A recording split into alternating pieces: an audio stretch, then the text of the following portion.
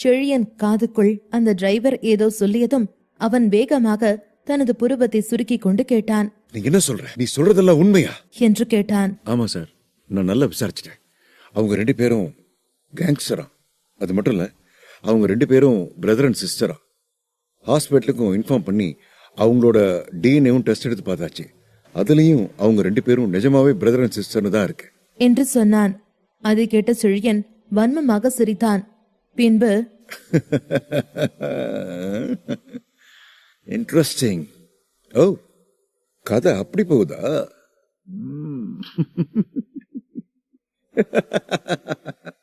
என்று சொல்லி சத்தமாக சிரித்தவன் உடனே அவனது ஹோட்டலுக்கு போன் செய்து அங்குள்ள வேலையாட்களிடம் ஒரு சில அரேஞ்ச்மெண்ட்ஸை செய்ய சொன்னான். அத பத்தி யாருக்கும் வெளியில தெரிய வேண்டாம் என்று சொல்லிவிட்டு போனை வைத்தான். பின்பு ஆனா எனக்கு ஒண்ணு மட்டும் புரியல. 2 பேரும் பிரதர் அண்ட் சிஸ்டர், அப்புறம் ஏன் ஒரு ஆளு கோஸ்ட் டவுன்லயும் இன்னொரு ஆளு ஜோஸ் டவுன்லயும் இருக்கிறாங்க? அதுக்கு என்ன காரணம் என்று யோசித்தான். அப்பொழுது அந்த டிரைவர், சார், உங்ககிட்ட இன்னொன்னு சொல்ல மறந்துட்டேன். அந்த மோஹித் இங்க இருக்கிறதுக்கான காரணம் இதோ இந்த பொண்ணுதான் என்று சொல்லிவிட்டு அவனது செல்போனில் இருந்த ஒரு பெண்ணின் புகைப்படத்தை காட்டினான். இந்த பொண்ணு பேரு சோஃபியா. இந்த பொண்ணுக்காக தான் மோஹித் இங்க இருக்கானா என்று டிரைவர் சொன்னதும் செழியன் வேகமாக டிரைவர் கையில் இருந்து செல்போனை வாங்கி அந்த பெண்ணை பார்த்தான். உடனே தனது உதட்டோரம் ஒரு கொடூரமான சிரிப்பை சிரித்தான் செழியன்.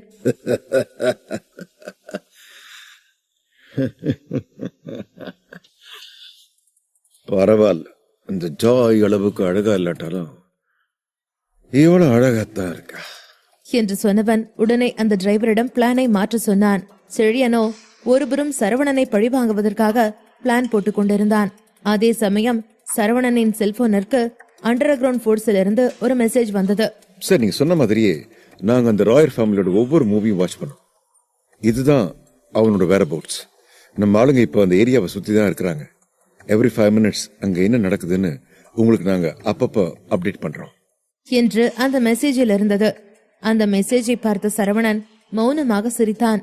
பின்பு இன்னும் கொஞ்ச நாள் தான், அதுக்கப்புறம் அந்த ராயர் ஃபேமிலியோட நிலைமை பரிதாபமா ஆக போகுது என்று தனக்குள்ளேயே சொல்லிக் கொண்டான். செழியன் ஹாஸ்பிட்டலில் ஒரு அறையில் இருக்க அவன் அருகில் அவனது டிரைவர் லிங்கா நின்று கொண்டிருந்தான். சார், அந்த மோஹித் பத்தின எல்லா டீட்டெயிலும் இதுல இருக்கு. அதுக்கப்புறம் அந்த பொண்ணு சோஃபியா பத்தின டீட்டெயிலும் இதுல இருக்கு என்று சொல்லி அவன் கையில் ஒரு ஃபைலை கொடுத்தான். செழியன் அதை வாங்கி பார்த்தான். பின்பு, லிங்கா, நீ எனக்கு பல வருஷமா டிரைவரா இருக்க. என்னை பத்தின எல்லா விஷயமும் உனக்கு தெரியும். நீ சொல்லு, இப்ப எனக்கு நடந்த அவமானத்துக்கு நான் அந்த சரவணனை பழி வாங்கணுமா வேணாமா என்று கேட்டான்.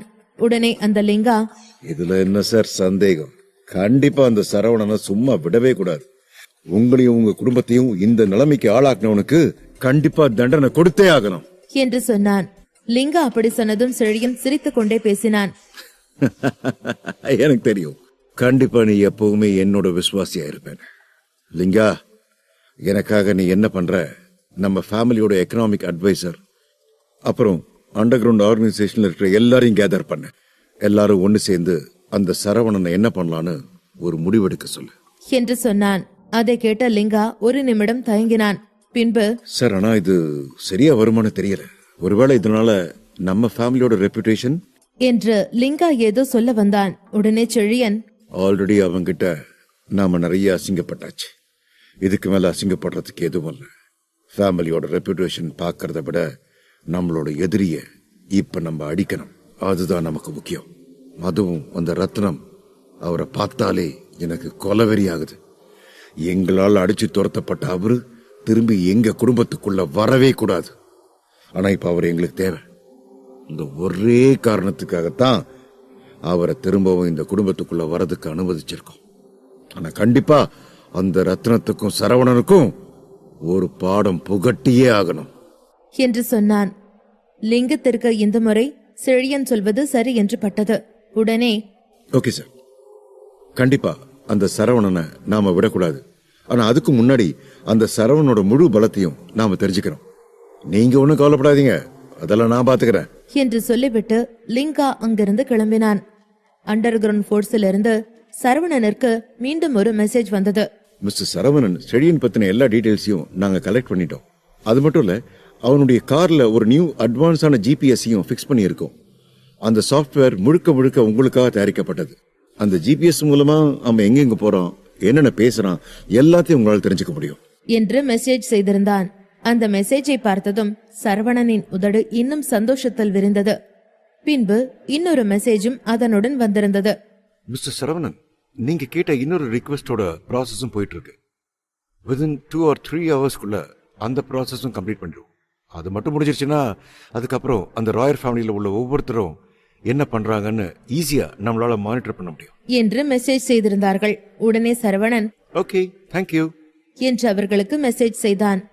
அவனது மனதிற்குள் நிச்சயமாக இந்த முறை ராயர் ஃபேமிலியை அட்டாக் செய்து விடலாம் என்று தோன்றியது.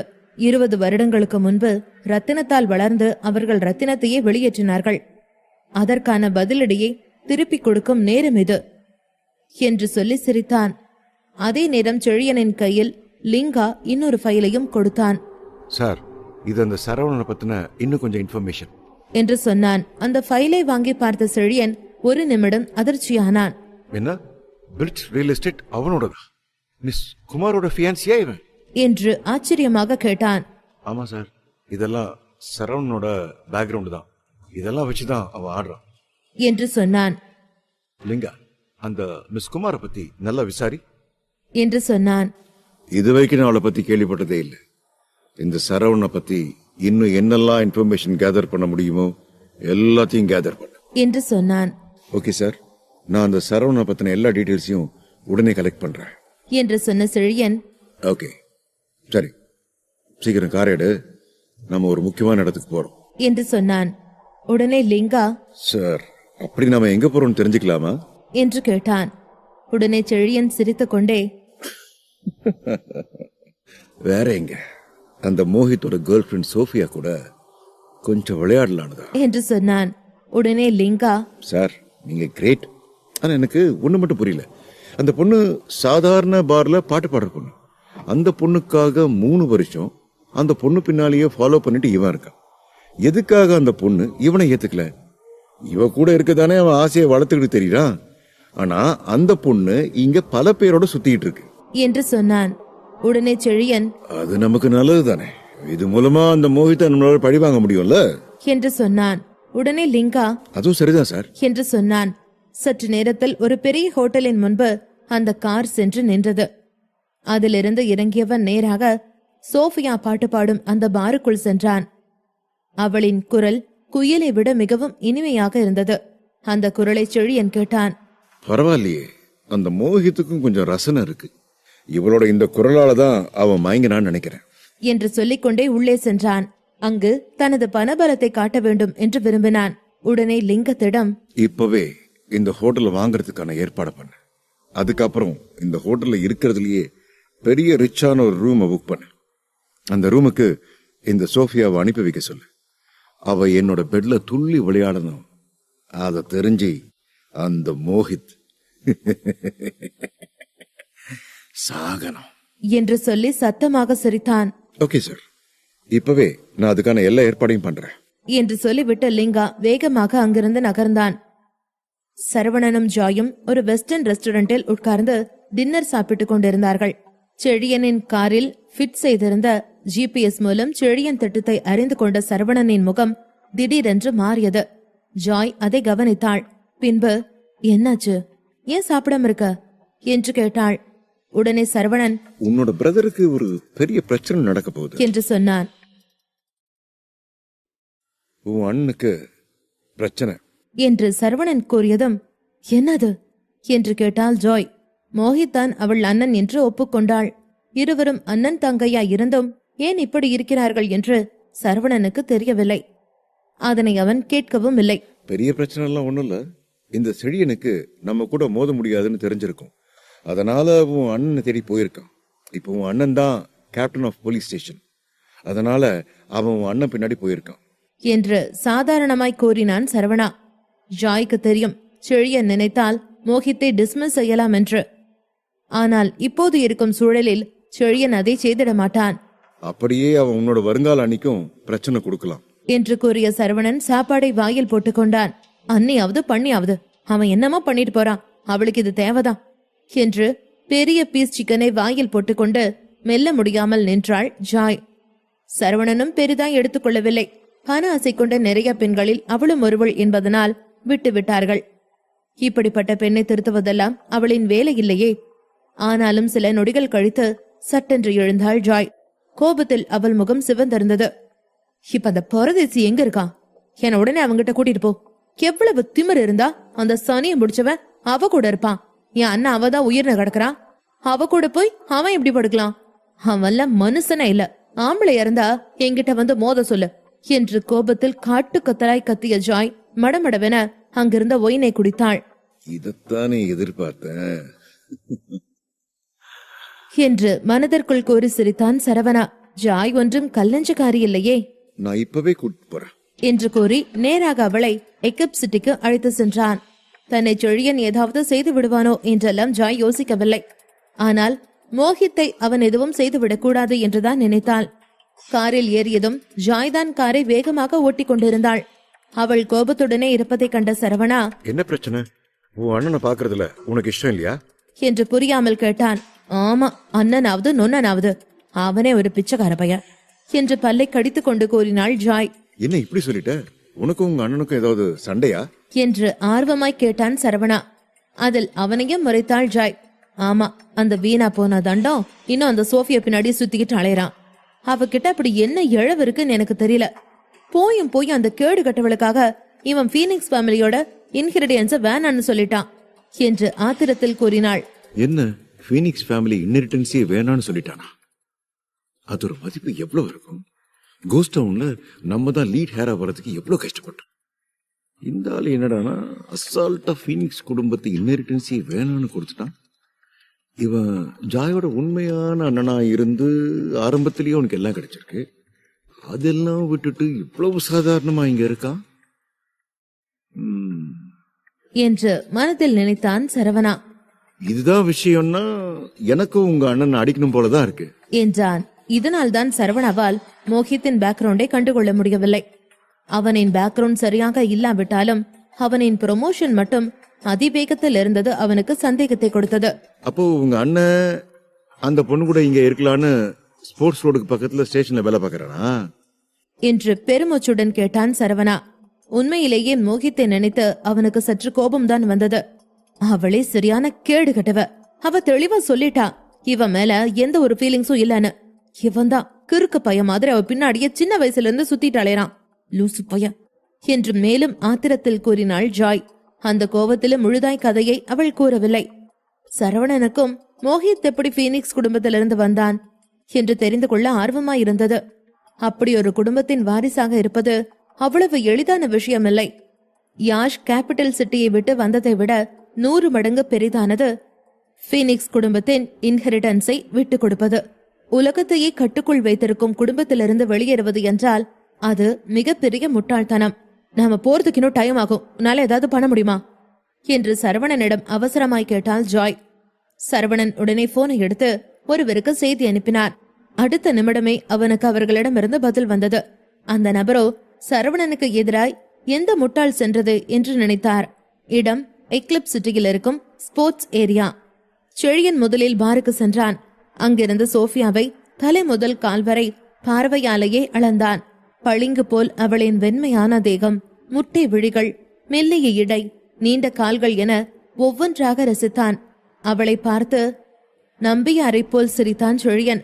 லிங்காவும் உடன் வந்திருந்தான். அவன் நேராக பாரின் ஓனரிடம் சென்று அந்த பாரை வாங்குவதை பற்றி பேசிக் கொண்டிருந்தான். என்ன பேசுற நீ? மார்க்கெட் பிரைஸுக்கே நீ ராயர் ஃபேமிலி கிட்ட பேசுறியா?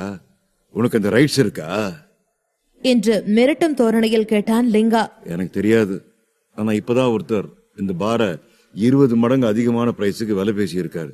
அதுவும் இந்த பார் சீக்கிரமே இடிக்க போறதா சொன்னாரு.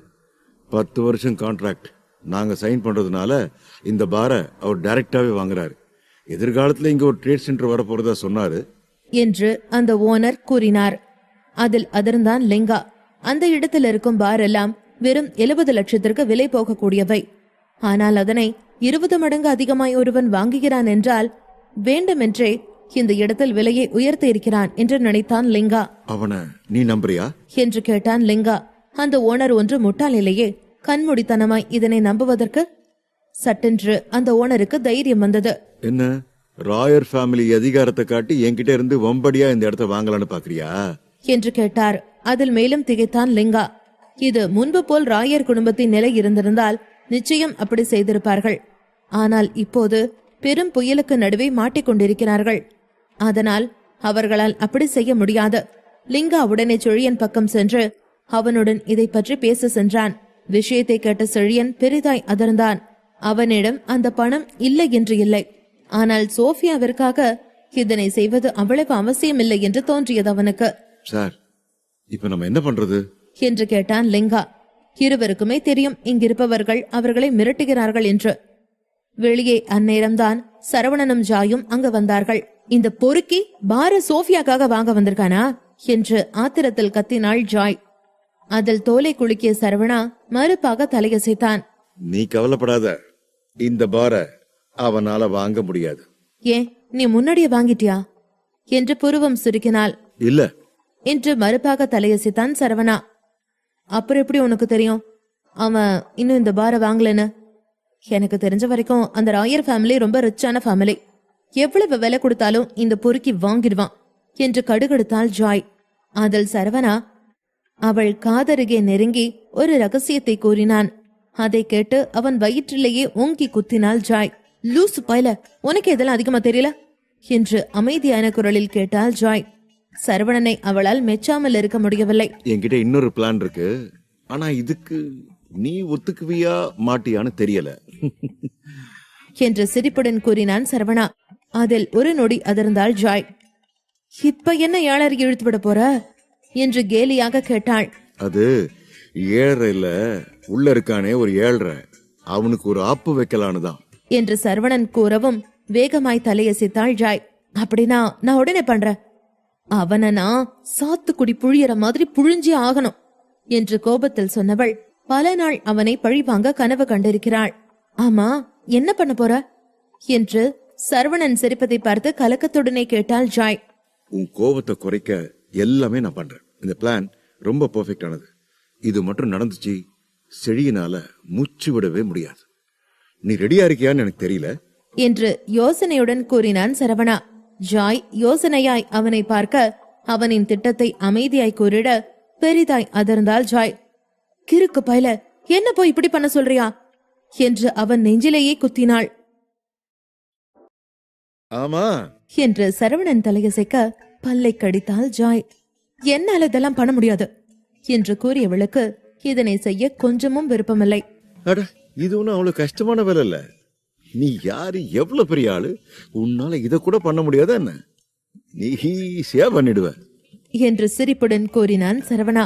அதில் முகத்தை திருப்பிக் கொண்ட ஜாய் முடியாது என்று கூறி அவளின் முடிவிலேயே பிடிவாதமாயிருந்தாள். அதில் அசட்டையாக தோலை குலுக்கினான் சரவணா. சரி, நீ பண்ணாடி போ, நான் வேற மெத்தட் பாத்துக்கிறேன். இந்த செடியினெல்லாம் ஒரு சப்ப மேட்ரு, எப்படி இருந்தாலும் காலி பண்ணிடலாம். ஆனா என்ன, உன்னால இதையே பண்ண முடியல, இதுல எப்படி மத்த விஷயத்தெல்லாம் நீ பண்ண போறியோ என்று பெருமூச்சுடன் கூற உடனே ஜாய் யோசித்தாள். ஒரு நிமிஷம். என்ன, ஒத்துக்கு போறியா? சாரி, பண்ணி தொலைக்கிறேன். ஆனா எனக்கு மட்டும் ஏதாவது ஆச்சு உன்னை நான் சும்மா விட மாட்டேன் என்றாள் ஜாய். கவலையே படாத, யாம் இருக்க பயமே, இந்த சரவணன் இருக்க வைஃபியர் என்று அவளுக்கு ஆசீர்வாதம் அளிக்க அவன் கையை தட்டி விட்டாள் ஜாய். நீ இருக்கிறது தாண்டா எனக்கு பிரச்சனை. என்னைக்கும் கூட சேர்ந்தனோ அன்னையிலிருந்து என்னோட வாழ்க்கை இவ்வளவு மோசமா இருக்கு. இன்னும் கூட பழகின பாவத்துக்கு என்னென்னலாம் நான் பண்ண வேண்டியது வருமோ என்று வாயோயாமல் புலம்பி தள்ளினாள் ஜாய். அதன் பின் சரவணா சிரித்துக் கொண்டே ஜாய் என்னவெல்லாம் செய்ய வேண்டும் என்று அவளிடம் கூறினான். சரியான பொறுக்கி பயலா இருக்க நீ. எனக்கு மேல சந்தேகமா இருக்கு. தாரிகா தாரிகான்னு சொல்லிட்டு நீ மத்த பொண்ணுங்க கூட ஏதாவது விளையாடுறியா? இருடி, முதல்ல உன்னை பத்தி ஒரு இன்வெஸ்டிகேஷன் பண்ணி ஒரு குறும்படம் போட்டு தாரிகாக்கு காட்டுறேன் என்று அவனை நறுக்கென்று கிள்ளினாள் ஜாய். அட, இதெல்லாம் பொது அறிவு, பொதுவாவே தெரிஞ்சு வச்சுக்கணும். எனக்குன்னு ஆளுங்க இருக்காங்க இதை இன்டர்நெட்ல கண்டுபிடிச்சு தரதுக்கு. நான் எங்க போனாலும் எனக்கு ஹெல்ப் பண்றதுக்கு ஆளுங்க இருப்பாங்க. அதான் ஐயாவோட பவர். என்று கெத்தாக சட்டை காலரை தூக்கிவிட்டான் சரவணா. இப்போதுதான் தொட்டதுக்கெல்லாம் கூகுளில் அனைத்தும் கிடைத்து விடுகிறது. அப்படி இருக்கையில் அவனால் அவனுக்கு வேண்டிய விஷயத்தை எப்படி கண்டுபிடிக்க முடியாமல் இருக்கும்? உனக்கு இதுக்கெல்லாம் நேரம் இருக்கா என ஆச்சரியமாய் கேட்டாள். அவள் மேலே அணிந்திருந்த ஜாக்கெட்டையும் கழற்றினாள்.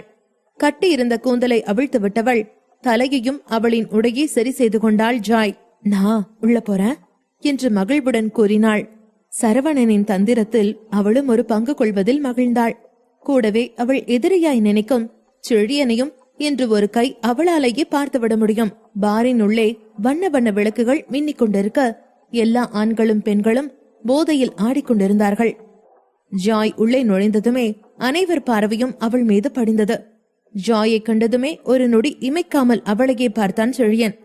ஆனால் சட்டென்று அவன் வேலைகளில் கவனம் செலுத்தி திரும்பிக் கொண்டான். சார், நம்ம வேற வழியில அந்த பொண்ணை டீல் பண்ணலாம். அவ சரியான பணத்தாசை பிடிச்சவ. இத உங்களுக்காக நான் பாத்துக்கிறேன் என்று அமைதியான குரலில் செழியனிடம் கூறினான் லிங்கா. ஓகே, நீ பாத்துக்கோ என்று தன்னையே மறந்தவன் போல கூறினான் செழியன். சார், உங்க ரூம் நம்பர் சொல்லுங்க. இன்னைக்கு ராத்திரி கண்டிப்பா அந்த சோஃபியாவை உங்க பெட்டுக்கு நான் அனுப்புவேன் என்று புன்னகையுடன் கூறினான் லிங்கா. 14 மில்லியன் கொடுத்தும் அவள் வராமல் இருப்பாளா என்ன? அவள் வந்தே ஆக வேண்டும். செழியன் அமைதியாய் தலையசைத்தான். அவனின் பார்வை முழுவதும் ஜாய் மீது இருந்தது. அதனால் இதை பற்றி அவன் சரியாக கவனிக்கவில்லை. அவன் பார்வையாலேயே ஜாயை விழுங்கிக் கொண்டிருந்தான். லிங்கா சென்றதுமே முன்னே இருக்கும் ஐரிஷிடம் போவதை கண்டான். அதில் ஒரு நொடி அதிர்ந்தான் செழியன். ஓ, கதை அப்படி போகுதா? மோஹித் ஸ்போர்ட்ஸ் ஃபீல்டுக்கு கேப்டனா இருக்கான். ஆனா அவன் தங்கச்சி ஐரிஷ் கூட பழக்கத்துல இருக்கா. அப்ப இவளும் குடிக்கிறவதானா என்று அவளை பார்த்தவாறு எள்ளலாக நினைத்தான் செழியன். சரவணன் எவ்வளவு பெரிய ஆளா இருந்தாலும் சரி, அவன் சாவு என் கையில என்று தனக்குள்ளேயே கூறியவன் ஜாயை விட்டுவிடக் கூடாது என்று நினைத்தான். ஐரிஷ் எக்லிப்ஸ் சிட்டியில் மிகவும் புகழ் பெற்றவள். அவளுக்கு கீழே நிறைய பெண்கள் இருக்கிறார்கள்.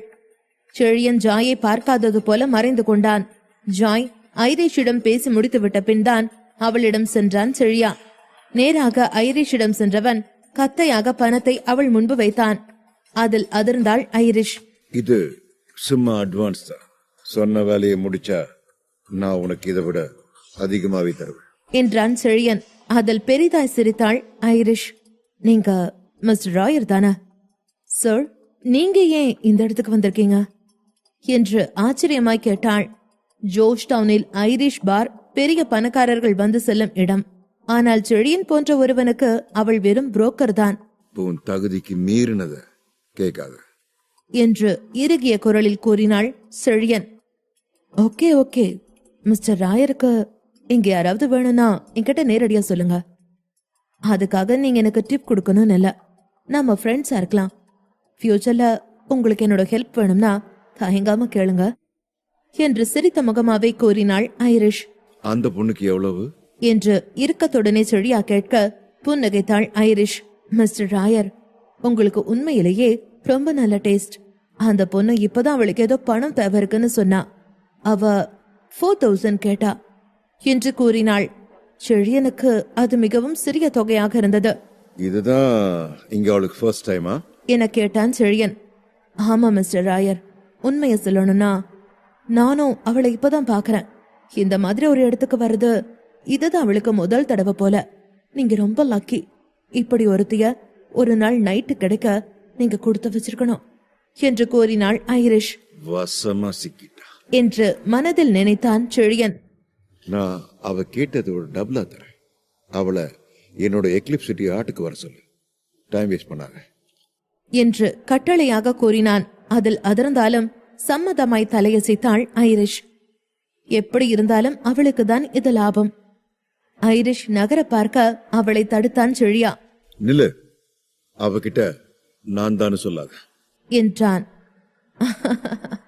நீங்க கவலையே படாதீங்க மிஸ்டர் ராயர், எல்லாமே நான் பாத்துக்கிறேன், என்ன நம்புங்க என்று அவள் கூறிட உடனே அவனின் இடத்திற்கு சென்றான் செழியா. சரவணனை தானே என்னால் நெருங்க முடியாது, ஆனா மோஹித் அப்படி இல்லையே என இளக்காரமாய் நினைத்தான் செழியன். சரவணன் பக்கம் நின்றால் என்ன நிலைமையாகும் என மோகித்திற்கு காட்ட நினைத்தான். அங்கிருந்து சிரித்தபடியே, அவனின் யாட்டுக்கு கிளம்பி போனான். இன்னைக்கு ராத்திரி இருக்கு கச்சேரி. ஜாயும் எனக்கு தான், சோஃபியாவும் எனக்கு தான் என்று நினைத்து பார்த்தவன் இன்று ஒரு ஃபுல் ஃபோர்ஸில் இறங்கிட வேண்டும் என்று தன்னை தயார்படுத்திக் கொண்டிருந்தான் செழியன். அவன் யாட்டுக்கு வந்த பின்பு லிங்கா அவனுக்கு அழைத்தான். அவனின் வேலை ஏற்கனவே முடிந்தது. சார், நீங்க கவலைப்படாதீங்க, சோஃபியாவோட வீட கண்டுபிடிச்சாச்சு என்று புன்னகையுடன் கூறினான். இன்னைக்கு ராத்திரி செம சீன் இருக்கு என்று கூறி அழைப்பை துண்டித்தவன் மோகித்திடம் இதை கூறியே ஆக வேண்டும் என துடித்தான். அங்கு ஜாய் வேர்த்து வெறுவெறுக்க பாரை விட்டு வெளியே வந்தாள். இந்நேரம் அந்த கேன பையன் நம்பி இருப்பான்ல என்று சந்தேகத்துடனே கேட்டாள். அவன் நம்பிட்டான் என்றான் சரவணா. அந்நேரம் ஐரிஷ் சரவணனிடம் வேகமாய் ஓடி வந்தாள். மிஸ்டர் சரவணா, பாஸ் உங்களுக்கு ஹெல்ப் பண்ண சொன்னாரு. நீங்க கேட்ட மாதிரி ஆளுகளை ரெடி பண்ணிட்டோம். அவங்கள வர சொல்லவா என்று கேட்க ஜாய் பெரிதாய் திகைத்தாள். சரவணனுக்கு அனைவரையும் தெரிந்திருக்கிறது என்று ஆச்சரியமாய் அவனை பார்த்தாள். அதோடு இன்று அவன் என்ன செய்ய போகிறான் என்று பார்க்க மிகவும் ஆர்வமானாள். அந்நேரம் ஒரு ட்ரக் அங்கு வந்தது. அந்த காரில் இருந்து 2 இரட்டை பிறவி பெண்கள் இறங்கினார்கள். ஆனால் இருவருமே குறைந்தது 150 கிலோ எடை இருப்பார்கள். இருவருக்குமே அந்த கார் எப்படி பத்தியது என்பது போல் ஜாய் ஆச்சரியமாய் பார்த்தாள். அவர்கள் நடந்து வரும் தோரணையே ஜாயை நடுங்கச் செய்தது. மிஸ் கேட் என்று இருவரையுமே வரவேற்றாள் ஐரிஷ். சரியான ஆளை கண்டுபிடிச்சிட்டியா என்று இருவரில் ஒருவர் கேட்டார். கண்டுபிடிச்சிட்டேன். இப்ப வந்த பார்ட்டி ஓவர் சைஸ்டு விமன்ஸ் தான் கேட்டாங்க. அதுவும் யாட்டுக்கு வர சொன்னாங்க என்று கூறினாள் ஐரிஷ். அதில் அந்த 2 பெண்களுமே மகிழ்ந்தார்கள். இருவருக்குமே ஐரிஷ் சொன்னது போல டபுள் மடங்கு பணம் கொடுத்தாள். சரவணா, நீ மோசமான ஆளு என்று நினைத்தாள் ஜாய். செத்தாண்டா செழியன் என்று சத்தமாக சிரித்தாள் ஜாய். அங்கு செழியனோ எப்போது இருவரும் வருவார்கள் என்று பொறுக்க முடியாமல் காத்து கொண்டிருந்தான். அதே நேரம் நிலநடுக்கம் வந்தது போல் அவனின் யாட் ஆட்டம் கண்டது. ஏதேனும் பூதம் அவனின் ஷிப்புக்குள் நுழைந்து கொண்டதா என்று பயந்தான் செழியா. ஐரிஷ் நல்ல ஆளுதான் நமக்கு ஏற்பாடு பண்ணிருக்கா என்று அந்த 2 பெண்களும் ஒரே நேரத்தில் நினைத்தார்கள். கேட் குடும்பம் ஜோஷ்டவுனில் மிகவும் புகழ் பெற்ற குடும்பம். ஹோக்ஸியாவிற்காக நிறைய பேரையும் புகழையும் சேர்த்திருக்கிறது. பரம்பரையாக அவர்களின் குடும்பம், அவர்களின் உருவ மாற்றம், எடைக்காக பேர் போனவர்கள். ஹோக்ஸியா சார்பாக பல போட்டிகளில் கலந்து கொண்டு நிறைய பதக்கங்களை வென்றிருக்கிறார்கள். இங்கு வந்திருந்த 2 பெண்களுமே சற்று பூசினால் போல்தான் இருந்தார்கள். அவர்கள் இருவரும் நினைத்தால் யாக்டையே தூக்கி விடுவார்கள். ஆமாக்கா, நமக்காக அவன் ரொம்ப ஆர்வமா இருக்கான் போல என்று செழியன் பேசியதைக் கண்டு ஒரு பெண் கூறினாள். அவர்கள் குடும்பத்தில் அனைவருமே சராசரி மனிதனின் எடையை விட கூடுதலாகவே குண்டாக இருப்பார்கள். அதனாலேயே அவர்கள் விரும்பும் ஆண்கள் சொச்சம்தான். ஆனால் இன்று அவர்களின் அழகை விரும்பி ஒருவன் அழைத்திருக்கிறான் என்றதும் மிகுந்த ஆர்வத்துடன் அங்கு வந்தார்கள். இருவருமே ஒரே தாவில் அந்த படகில் குதித்திட அது ஆட்டம் கண்டது. அதில் அந்த போட் ஒரு நொடி தண்ணீரில் மூழ்கி எழுந்தது போல இருந்தது. செழியன் திகைத்து விட்டான். எங்கே மோகித்தும் அவனின் ஆட்களும் இங்கு வந்து விட்டானோ என்று அவசரமாய் போனை எடுத்து மோகித்திருக்கும் இடத்தை பார்த்தான். அவன் இன்னும் இங்கு இல்லை என்றதும் என்ன நடக்கிறது என்று புரியாமல் படபடுத்தான். மோகித் என்னதான் பீனிக்ஸ் குடும்பத்தை விட்டு வெளியே வந்திருந்தாலும் ஜாய் அவனின் தங்கை. இன்று மதியம் ஐட்டான் காம்ப்ளெக்ஸில் ஜாயும் சரவணனும் அங்கு வந்தபோது செழியனை மட்டப்படுத்தி சரவணன் ஹீரோவாக தெரிந்தான். சிறு வயதிலிருந்தே கேட்டதெல்லாம் கிடைத்த பணக்கார திமிரில் வளர்ந்த செழியனுக்கு சிறு சிறு விஷயத்திலும் பழிவாங்கும் உணர்வு மேலோங்கி எழும். சற்று நேரம் முன்பு மோகித்திற்கு செழியனிடமிருந்து அழைப்பு வந்தது. செழியன் ஒரு வார்த்தை கூட கூறாமல் இருந்தாலுமே அது மோகித்தின் படபடப்பை மேலும் அதிகரித்தது. இந்த மாதிரியான நேரத்தில் செழியன் தமக்கு அழைத்திருந்தால் ஜாய்க்கு ஏதாவது பிரச்சனை என்று கணித்திருந்தான் மோகித். அவன் மேலும் பேசுவதற்கு முன்பே சிக்னல் காரணமாக அழைப்பு துண்டிக்கப்பட்டது. யாக்ட் உள்ளே ஏறி வந்த இருவரும் நேராக செழியனிடம் வந்தவர்கள் அவனின் போனை வெடுக்கென்று ஒருத்தி பிடுங்கினாள். அவள் பிடுங்கிய வேகத்தில் போன் அந்த பெண்ணின் கையிலே சுக்கு நூறாய் உடைந்தது. சாரி டார்லிங், நான் அதை தெரியாம உடைச்சிட்டேன். இனிமே கவனமா இருக்கேன், சரியா என்று வெட்கப்பட்டு கொண்டு கூறினாள். செழியன் பேச்சற்று நின்றான். நான் யாரு, நான் எங்க இருக்கேன், இங்க என்ன பண்றேன் என ஒன்றும் புரியாமல் சுற்றி சுற்றி பார்த்து கொண்டு நினைத்தான். அவனுக்கு அவனின் போட்டில்தான் வந்து அமர்ந்திருக்கிறாமா என்கிற சந்தேகம் வந்தது. மிஸ் கேட், நீங்க 2 பேரும் ஏன் இங்க வந்தீங்க என்று நடப்பது புரியாமல் 2 அடி பின்வாங்கி கேட்டான் செழியன். உடனே அவன் கன்னத்தில் செல்லமாய் அந்த பெண் தட்ட செழியனுக்கு அறை வாங்கியது போல் இருந்தது.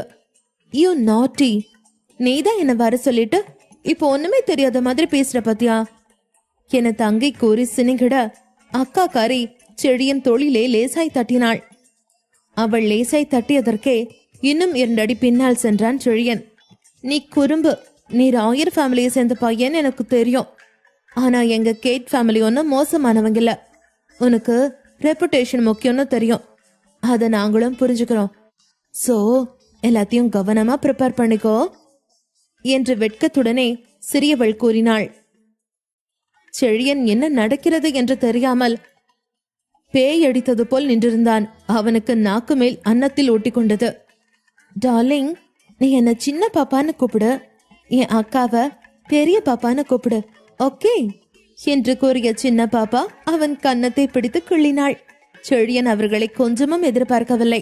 கிட்ட கிட்ட வராதீங்க என்று பயத்துடனே கூறியவன் அவர்கள் இருவரையும் தள்ளிவிட நினைத்து அவனின் வலது கையை உயர்த்தினான் செழியன். ஆனால் அவள் செல்லமாய் தட்டியதற்கு அவனின் தோள்பட்டை திசை மாறி சென்றது போல் செயல்படவில்லை. சரி என்று இடது கையை உயர்த்தி அவர்களை தள்ள அவன்தான் பொத்தென்று கீழே விழுந்தான். சின்ன பாப்பாவும் பெரிய பாப்பாவும் நகராமல் அப்படியே நின்றிருந்தார்கள். அவர்கள் இருவருக்கும் முன்னே ஒரு சிறு எறும்பு போல இருந்தான் செழியன். அவன் ஒரு ஓரத்தில் சென்று விழுக சின்ன பாப்பா அவனை நெருங்கினாள்.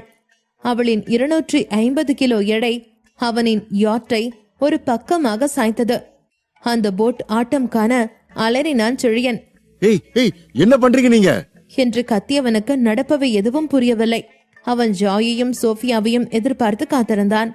ஆனால் கேட் குடும்பத்திலிருந்து வந்திருக்கிறார்கள். இருவரும் செழியனை பார்த்து சிரித்தார்கள். எங்களுக்கு தெரியும், நீ ரொம்ப நல்லவன். ராயர் குடும்பத்துல இருக்கிறவங்க எல்லாருக்குமே ஸ்டாமினா ரொம்ப பயங்கரமா இருக்கும்னு கேள்விப்பட்டிருக்கேன். எங்க 2 பேருக்குமே உன்னை ரொம்ப பிடிச்சிருக்கு என்று இருவருமே ஒன்றாய் கூறிட மேலும் திகைத்தான் செழியன். அவனால் இதற்கு மேலும் அவர்களை பொறுத்து கொள்ள முடியாது. இந்த 2 பூதங்களும் கண்ணாடிய பாக்குமா பாக்காதா? இவங்க எப்படி இங்க வந்துச்சு என்று மனதில் நினைத்தான் செழியன். லூசுங்களா, நான் உடனே ராயர் ஃபேமிலி கிட்ட சொல்றேன் என்று கத்தினான் செழியன். அதில் பெரிய பாப்பா அழகாய் சிரித்தாள். அடடா, அதுக்குள்ள நான் உன்னோட அப்பா அம்மாவை பாப்பேன்னு எதிர்பார்க்கவே இல்ல. நம்ம மீட் பண்ணி கொஞ்ச நெருந்தாச்சு, அதுக்குள்ள உனக்கு அவ்வளவு அவசரம்? ஷி, போங்க என்று வெட்கத்துடன் கண்ணை மூடிக்கொண்டாள். என்ற மனதிலே சில பல கெட்ட வார்த்தைகளில் தன்னைத்தானே திட்டிக் கொண்டான் செழியன். இனி அவன் கேட் குடும்பத்தை பற்றி கவலை கொள்ளும் எண்ணத்தில் இல்லை. அவனுக்கு இப்போது அவனின் உடலும் உயிரும் தான் முக்கியம். அவனின் லீலைகளை அவர்களிடம் இன்று அவன் காட்டினால் நிச்சயம் அவனால் மறுநாளை விடியலை பார்க்க முடியாது. அங்கிருந்த வைன் பாட்டிலை உடைத்தான். அவன் கைகள் நடுங்க ஆரம்பித்தது. அவனால் அவர்களை எதிர்த்து சண்டை போட முடியாது. அப்படியே போட்டாலும் இருவர் முன்பு அவனால் எழுந்து கூட நிற்க முடியாது. செழியன் தவித்து விட்டான். பேசாம இந்த உடைஞ்ச பாட்டில வச்சு குத்திரலாமா? இதையே அவளுங்க தூள் தூளா ஆக்கிடுவாளுங்க. பேசாம இந்த கத்தியை எடுத்துதான் குத்தணும் என்று மனதிற்குள்ளே சொல்லியவன் படம் வெட்டுவதற்காக வைத்திருந்த கத்தியை வெடுக்கென்று எடுத்தான் செழியன். அவன் எடுத்த மறுநொடியே அதை பறித்து கொண்டாள் பெரிய பாப்பா. 2 விரல்களாலே கத்தியை வளைத்து 2 துண்டாக உடைத்து விட்டாள். மனுஷங்களா இல்ல அடக்கிங்களான்னு தெரியலையே என்று பயத்துடன் அவர்களை பார்த்தான் செழியன். பேபி, இது சும்மா பண்ணின, ஆனா இந்த மாதிரி கத்தி எடுத்து விளையாடாத, சரியா என்று கூறிய பெரிய பாப்பா அவள் தங்கை பக்கம் திரும்பி, ஓகே, இப்ப எல்லாமே செட் ஆயிடுச்சு, நாம் ஆரம்பிக்கலாமா என்று கேட்கவும் செழியன் உடல் அப்பட்டமாய் நடுங்கியது. என்ன நடக்குது இங்க? எப்படி இவங்கெல்லாம் வந்தாங்க? பேயாம் பேய், பொடி குண்டச்சி என்று மனதிற்குள்ளேயே திட்டிக் கொண்டான் செழியன். கிட்ட வராத என்று பயத்தில் கூறியவன் பேண்டை நனைத்து விட்டான். பயத்தில் பாவம் அழுகவே ஆரம்பித்து விட்டான். அக்கா காரி செழியனை நெருங்கி அவன் முகத்தையே ஒரு விரலால் நிமிர்த்தினாள். பேபி, நீ ரொம்ப கியூட்டா இருக்க, ஏன் கண்ணெல்லாம் கலங்கி இருக்க, நீ ரொம்ப ஸ்வீட் தெரியுமா என்று அவனின் மூக்கை பிடித்து செல்லம் கொஞ்சினாள். ஐயோ ஆத்தா, தயவு செஞ்சு நீ பேசாத என்று மனதிலே பரிதாபமாய் புலம்பினான் செழியன். அவனால் தப்பிக்க முடியாது என்று பெரிதாய் அழத் துவங்கினான். இத்தனை நேரம் இருந்த வீராப்பு, திமிரு, பழிவாங்கும் உணர்வு அனைத்தும் மொத்தமாய் வடிந்து சிறு பெண் போல ஒப்பாரி வைத்துக் கொண்டிருந்தான்.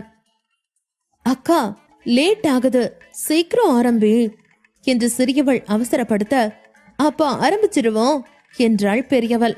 இதுக்கு என்ன கொன்னுடுங்க, தயவு செஞ்சு, இதுக்கு நான் செத்தே போயிருவேன் என்று ஏற்றுக்கொள்ள முடியாமல் தவித்தான் செழியன். பேபி, நீ கவலைப்படாத, நீ என்ன சொல்ல வரன்னு எனக்கு புரியுது. இதெல்லாமே நீ ஃபன்னுக்காக தானே பண்ற, நம்ம எல்லாம் ஜாலியா இருக்கிறதுக்காக தானே என்று சிரித்தாள் பெரியவள். செழியனுக்கு மண்டை காய்ந்தது. பைத்தியம் பிடிப்பது போல் இருந்தது அவனுக்கு. இரு பெண்களும் அவனை நெருங்கிட அந்த போட் ஒரு பக்கமாக தண்ணீரில் மூழ்கியது. அக்கா, முதல்ல நீ என்று சிறியவள் கூறிட பெரியவள் செழியனை நெருங்கினாள். நீ போட்டோட இன்னொரு கார்னர்ல போய் உட்காரு, எனக்கு ஹெல்ப் பண்ணு என்று பெரியவள் கட்டளையிட அதற்கு சம்மதித்து அந்த பக்கம் போனாள். இருவருமே மகிழ்ச்சியாயிருக்க ஒருவன் மட்டும் மரணத்தை வேண்டிக் கொண்டிருந்தான். இதில் அவனிடம் வேறு அவனின் கன்னத்தை செல்லமாக தட்டி பிடித்திருக்கிறதா என்றெல்லாம் கேட்டார்கள். செழியன் மனதிலே இருவரையும் வசைபாடிக் கொண்டு கிடந்தான். கரையில் வாழ்ந்து கொண்டிருப்பவர்கள் அங்கு நடப்பதை வேடிக்கை பார்க்க ஆரம்பித்தார்கள். தூங்க மாட்டேன் என அடம் பிடித்துக் கொண்டிருந்த சிறுவன் ஒருவன், மா, அங்க என்னம்மா நடக்குது? ஜாக்கி ஜான்ல வர நீர் அறுக்க அங்க வந்துட்டானா என்று ஒன்றும் அறியாமல் கேட்க, உடனே அவனின் அம்மா அவனின் கண்ணை பொத்தி கொண்டு உள்ளே அழைத்து சென்றார். எக்லிப் சிட்டியில் விபச்சாரம் நடப்பதாக கேள்விப்பட்ட மோஹித் அங்கு வந்து ஆடிக்கொண்டிருக்கும் யாக்டை பார்த்து அதிர்ந்து நின்றான். தகவல் அறிந்து உடனே அங்கு விரைந்தான் மோஹித். நதிக்கரையில் நின்று பார்த்திட அந்த யாட் பெரிதாய் ஆட்டம் காட்டியது. உள்ள இருக்கிறவன் பயங்கர முட்டாளா இருப்பான் போலியே என்று நினைத்தான். அந்த நேரம் அங்கு ஐரிஷும் வந்திருந்தாள். நீதான் ரிப்போர்ட் பண்ணியா என்று கேட்டான் மோஹித். ஆமா, நான் தான் என்று சற்று பயத்துடனே கூறினாள் ஐரிஷ். எங்க அவன் என்று மோஹித் கேட்டான். அதற்கு அந்த யாட்டை கை காட்டினாள் ஐரிஷ். என்ன இன்னும் அங்கதான் இருக்கானா? யாரா இருக்கும் இப்படி ஒரு காரியத்தை இங்க பண்றான் என்று யோசித்த மோஹித்திற்கு யார் என தெரிந்து கொள்ள ஆர்வமாக இருந்தது. கையில் ஒரு மைக்கும் ஸ்பீக்கரையும் எடுத்துக்கொண்டு கத்தினான் மோஹித். உள்ள யாரா இருந்தாலும் ஒழுங்கா கவனிங்க, நீங்களா சரணடைகிறது தான் உங்களுக்கு நல்லது என்றான். யாட்டில் இருந்த 2 பெண்களுக்குமே மோஹித்தின் குரல் கேட்டது. ஆனால் இருவருமே அவன் சொல்வதை கேட்கும் நிலைமையில் இல்லை. செழியன் நிலைமை மிகவும் கவலைக்கிடமாய் கிடந்தது. அவன் மறுப்பதையும் மீறி அவன் மகிழ்ச்சியுடன் ஏற்றுக்கொள்கிறான் என்று நினைத்து இருவரும் அவனை சூறையாடினார்கள். அவன் உடலில் இப்போது அவன் உயிர் மட்டுமே எஞ்சியிருக்கிறது. ஆமாம், அவனின் மானம் மரியாதை மொத்தமாய் நாசமானது. பொதுமக்களுக்கு அவன் கேளிக்கையானான். ராயர் குடும்பத்தின் ஒரே செல்லப்பிள்ளையின் மானம் மொத்தமாய் போனது. சாதாரண பொதுமக்கள் இந்த விஷயத்தை கண்டு மனதார நிம்மதியுற்றார்களே தவிர தப்பியும் வாயை திறந்து இதை பற்றி பேசவில்லை. டார்லிங், கவலைப்படாத என்று சிறியவள் மகிழ்ச்சியுடன் கூறினாள். அவன் விளையாட்டுத்தனமாய் இப்படி இருக்கிறான் என்று நினைத்து கொண்டாள். செழியனுக்கு அப்போதே நதியில் விழுந்து தற்கொலை செய்து கொள்ளலாமா என்று இருந்தது. கேட் குடும்பத்தின் அதீத சக்தியை இந்த 2 பேரிடமிருந்தும் போதும் போதும் என்றளவிற்கு அனுபவித்து விட்டான். அவனின் கண்ணீர் துளிகள், உடைந்த எலும்புகள், உடலில் உள்ள காயங்கள் என அனைத்தும் அவனுக்கு நடந்த கொடூரத்தை அப்பட்டமாய் காட்டியது. அவனுக்கு நேர்ந்த கொடூரம் வேறு யாருக்கும் நடக்காது. செழியன் வாய் திறந்து மோஹித்தை உதவிக்கு அழைக்க பார்க்க அவனால் அவனை கூப்பிடக்கூட முடியவில்லை. கடந்த சில மணி நேரமாக கத்தி கத்தி தொண்டை தண்ணி வற்றி போயிருக்க வாயிலிருந்து காத்துதான் வந்தது. இப்போது அவனுக்கு மோஹித்திடம் எந்த ஒரு பதிலும் இல்லை. அவனின் ஒரே பாதுகாவலன், ஒரே நம்பிக்கை மோஹித் மட்டுமே. வறண்ட தொண்டையில் செழியன் சத்தம் கொடுக்க யாட்டை தாண்டி கேட்கவில்லை. எந்த ஒரு சத்தமும் வராதனால் மோஹித் கோபம் கொண்டான். ரொம்ப திமிருத்தனமா பண்ணிட்டு இருக்கீங்க, உள்ள எவனா இருந்தாலும் ஒழுங்கா மரியாதையா வெளியே வா என்று மைக்கேல் கூறியவன் உடனே அவனின் ஆட்களிடம் அந்த யாட்டுக்கு செல்ல படகுகளை ஏற்பாடு செய்ய கூறினான் மோஹித். அவனுக்கு ஆத்திரம் அதிகரித்தது. அடுத்த சில நிமிடங்களிலேயே நிறைய ஸ்பீட் போட்டுகள் அங்கு வந்தது. மோஹித் அவனின் டீமுடன் செழியனின் யாட்டை சுற்றி வளைத்தான். எவன் ஷிப்புக்குள்ள இருக்கானோ உடனே வெளியே வந்துரு என்று மீண்டும் மைக்கேல் உத்தரவிட்டான் மோஹித். அவன் இத்தனை வருட அனுபவத்தில் இப்படி ஒரு நிலைமையை கண்டதில்லை. போலீஸ் அந்த ஷிப்பை நெருங்கினாலும் ஆட்டம் காணுவது மற்றும் நின்றபாடில்லை. உள்ளே இருந்தவர்கள் போலீஸை கண்டதும் தான் நிறுத்தினார்கள். மோஹித் யாட்டில் ஏறினான். அவனை கண்ட செழியனுக்கு கடவுளை காக்க வந்தது போல் இருந்தது. என்னை காப்பாத்து, நான் இங்க இருக்கேன் என்று அடிவயிற்றிலிருந்து மூச்சை இழுத்து பிடித்துக் கொண்டு முயன்றவரை சத்தமாய் கத்தினான் செழியன். மோஹித் வந்ததும் தான் அக்கா தங்கை இருவரும் ஆளுக்கு ஒரு மூலையில் அந்த போட் சமமாக இருப்பதற்காக அமர்ந்தார்கள். உள்ளே வந்த மோஹித் நடந்த கலவரத்தை பார்த்து திகைத்து நின்றான். இரு பெண்களின் முகமே என்ன நடந்தது என்று அப்பட்டமாய் காட்டியது. செழியனை பார்க்க அவனோ எழக்கூட முடியாமல் அசையாமல் படுத்து கிடந்தான். ஆத்திரத்தில் வந்த மோஹித்திற்கு இப்போது கோபம் போய் சிரிப்பு வந்தது. மோஹித் வேகமாய் அவனிடம் ஓடி மெல்ல எழுப்பினான். அதற்கு மேல் மோஹித்தால் கட்டுப்படுத்த முடியவில்லை. செழியனின் நிலைமையை பார்க்க அவனுக்கு சிரிப்பு அதிகரித்தது. சாரி, வேலை பார்க்குற நேரத்துல எந்த மாதிரியான நிலைமையா இருந்தாலும் நாங்க சிரிக்க கூடாது. என்னால கண்ட்ரோல் பண்ண முடியல என்று கூறி சிரிப்பை கட்டுப்படுத்த முயற்சித்தான் மோஹித். ஆமா, நீ எனக்கு இதுக்கு முன்னாடி கால் பண்ணதானே? நீ எதுவுமே சொல்லாம அமைதியா இருந்த. அப்போ இந்த வேளையில நான் பிஸியா இருந்தியோ? என்று மேலும் நக்கல் செய்தவன் சிரிப்பை கட்டுப்படுத்த முடியாமல் வெடித்து சிரித்தான். சத்தியமா கண்ட்ரோல் பண்ண முடியல. யாரோ நீ இங்க பொண்ணுங்களை கடத்திட்டு வந்து மிரட்டுறதா சொன்னாங்க. ஆனா இங்க வந்தாதானே தெரியுது அப்படி உள்டாவா இருக்கு. எனக்கு ஒரு சந்தேகம். ஓங்கி அடிச்சா 1.5 டன் வெயிட்னு கேள்விப்பட்டேன். இது எத்தனை டன் இருந்துச்சியா?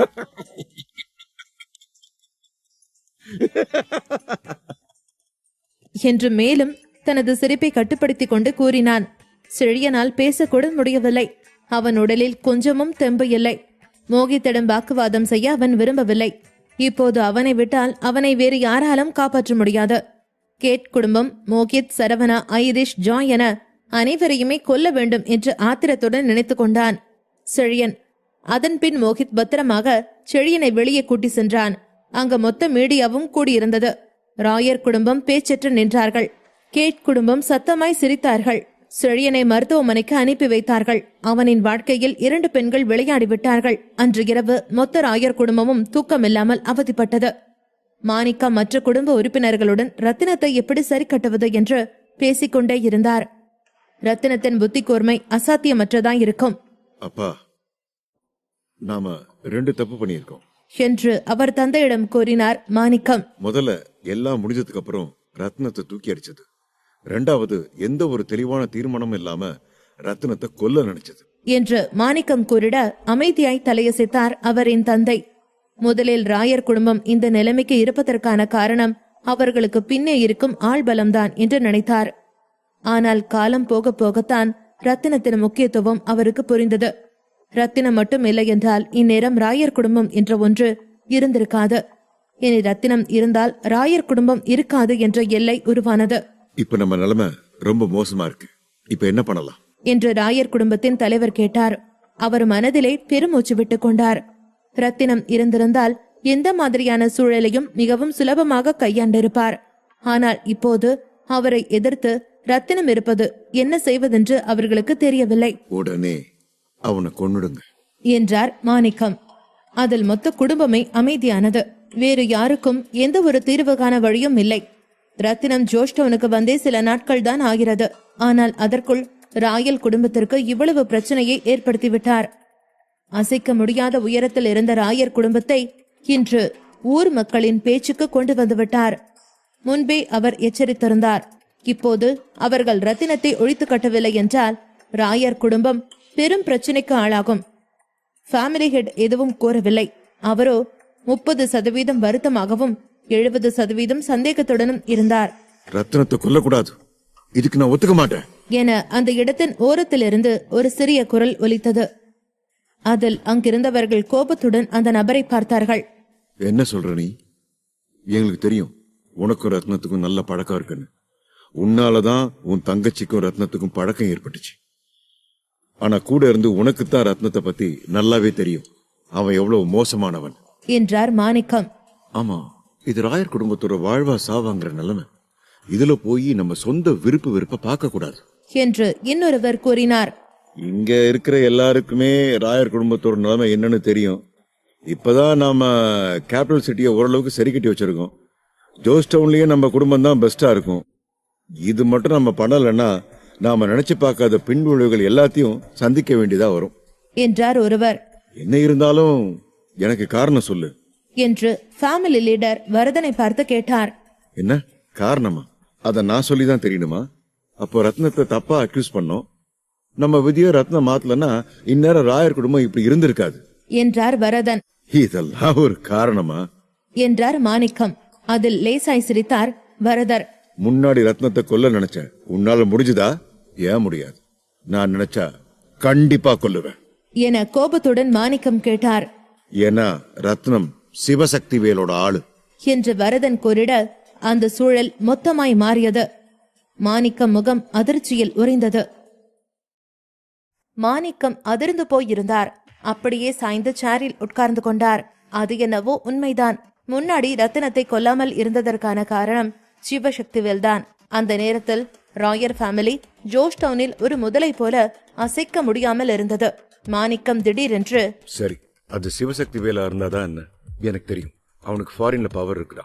அவனை பல வாய்ந்த லட்சியமிக்க ஆளுன்னு சொல்லலாம். எத்தனையோ ஃபாரின் கம்பெனி, ஏன் சில பல நாடுகள் கூட அவனுக்கு மரியாதை கொடுக்கறாங்க. ஆனா ஜோஷ் டவுன்ல அவனால என்னதான் பண்ண முடியும்? இப்ப ஹோக்ஸியா வேற துரித வேகத்துல டெவலப் ஆயிட்டு இருக்கு. அவனுக்கு இன்னும் இங்க இடம் இருக்கா? அவன் அந்த அளவுக்கு பவர்ஃபுல்லான ஆளா? அவன் எதுக்கு ஜோஷ் டவுன் வராம இருக்கான்? அவன் ஏன் வில்லியம்ஸ் ஃபேமிலிக்கு போகாம இருக்கான்? கடைசியில பார்த்தா அவன் ஜோஷ் டவுன்ல ஒரு மார்க் வச்சுட்டு போயிருக்கிற ஒரு குப்பை, அவ்வளவுதான் என்றார். அவரது வாயிலிருந்து வந்த அத்தனை வார்த்தையும் மிகவும் கூர்மையானதாக இருந்தது. வரதன் அதிகம் ஒன்றும் பேசவில்லை. அப்போ உனக்கு சிவசக்தி வேல் கூட சண்டை போட தைரியம் இருக்கா என்று கேட்டான் வரதன். அதை கேட்டதும் மாணிக்கத்திற்கு ஒரு நொடி திக்கென்று இருந்தது. பின் திடீரென்று வரதனை பார்த்து, ஏய், நீ என்ன சொல்ல வர? இன்னும் ஒருத்தனுக்காக உன்னோட ஃபேமிலியவே ரெண்டாம் தரமாக்க பாக்குறியா என்று கேட்டார். வரதன் எதுவும் சொல்லாமல் லேசாக புன்னகைத்தார். அதை பார்த்து கொண்டிருந்த ராயர் ஃபேமிலியின் ஹெட் உடனே அவர்களை பார்த்து, சரி சரி, இப்ப சண்டை போடாதீங்க, எல்லாம் முடிவாயிடுச்சு தானே? இது உங்க தங்கச்சியோட ஐடியா. அவ இன்னைக்கு திரும்பி வருவா. இந்த சண்டை இப்ப 20 வருஷமா நடந்துட்டு இருக்கு. யாராவது ஒருத்தர் முடிவுக்கு கொண்டு வரணும் என்று சொன்னார். பின் எல்லோரையும் நோக்கி கையை காட்டினார். அதற்கு அர்த்தம் மீட்டிங் முடிந்து விட்டது என்பதுதான். அதன் பிறகு ராயர் ஃபேமிலியை சேர்ந்த அத்தனை பேரும் கலைந்து போனார்கள். மாணிக்கம் அங்கே இருந்து போவதற்கு முன் வரதனை ஒரு பார்வை பார்த்துவிட்டு போனார். ரத்னம், அவங்கிட்ட அப்படி என்னதான் இருக்கு ஸ்பெஷலா என்று யோசித்துக் கொண்டார். மாணிக்கம் வெளியே போனதுமே அவரது போனுக்கு ஒரு கால் வந்தது. தன் மகன்தான் கால் பண்ணுகிறான் என்று தெரிந்ததும் உடனே காலை அட்டன் செய்தார். காலை அட்டன் பண்ணியதும் எதிர்முனையிலிருந்து அவன் அழும் சத்தம் கேட்டது. அதை கேட்டதும் மாணிக்கம் குழப்பத்துடன், என்னாச்சு, என்ன ப்ராப்ளம் என்று கேட்டார். அதற்கு செழியன், அப்பா அப்பா அப்பா என்று இழுத்துக்கொண்டே இருந்தான். அவனது அழுகை சத்தம் மிக அதிகமாக இருந்தது.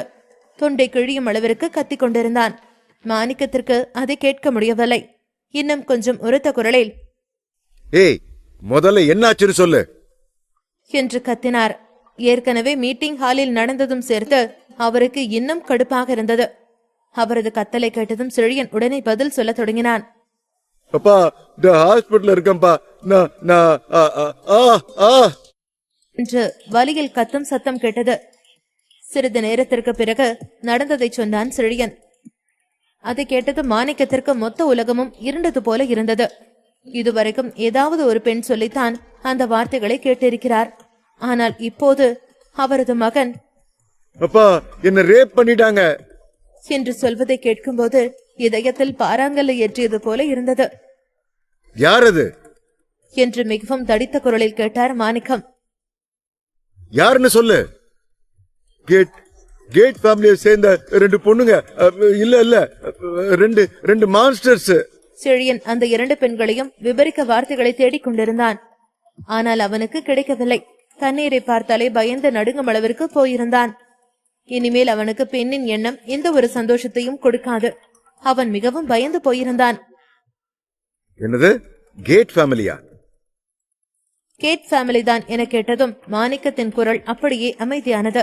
பின் செழியனிடம், இரு, நான் அவங்க கிட்ட பேசிட்டு சொல்றேன் என்று சொன்னார். சொல்லிவிட்டு மாணிக்கம் கேட் ஃபேமிலிக்கு கால் செய்தார். அவரது காலை அட்டன் பண்ணியது கேட் ஃபேமிலியின் ஹெட் தான். கால் அட்டன் ஆனதும் எதிர்முனையிலிருந்து சிரிக்கும் சத்தம் தான் கேட்டது. அவருக்கு மிகவும் சந்தோஷமாக இருந்தது போல. அவருக்கும் மாணிக்கத்திற்கும் இடையில் நிறைய வித்தியாசம் இருந்தது. அவரது சிரிக்கும் சத்தத்தை கேட்டதும் மாணிக்கம் ராங் நம்பர் போல என்று நினைத்து காலை கட் பண்ணினார். பின் மீண்டும் கால் எடுத்தார். கால் அட்டன் ஆனதும் எதிர்முனையில் இருந்த வந்த குரல் இப்போது இன்னும் கொஞ்சம் உரத்திருந்தது. என்ன சம்பந்தி, எனக்கு உங்க மகனை ரொம்ப பிடிச்சிருக்கு. நீங்க கல்யாண தேதியை பத்தி பேசுவா கால் எடுத்தீங்க. ஏன் நீங்க உங்க பையனை கேட் ஃபேமிலியில கல்யாணம் பண்ணி கொடுக்க கூடாது?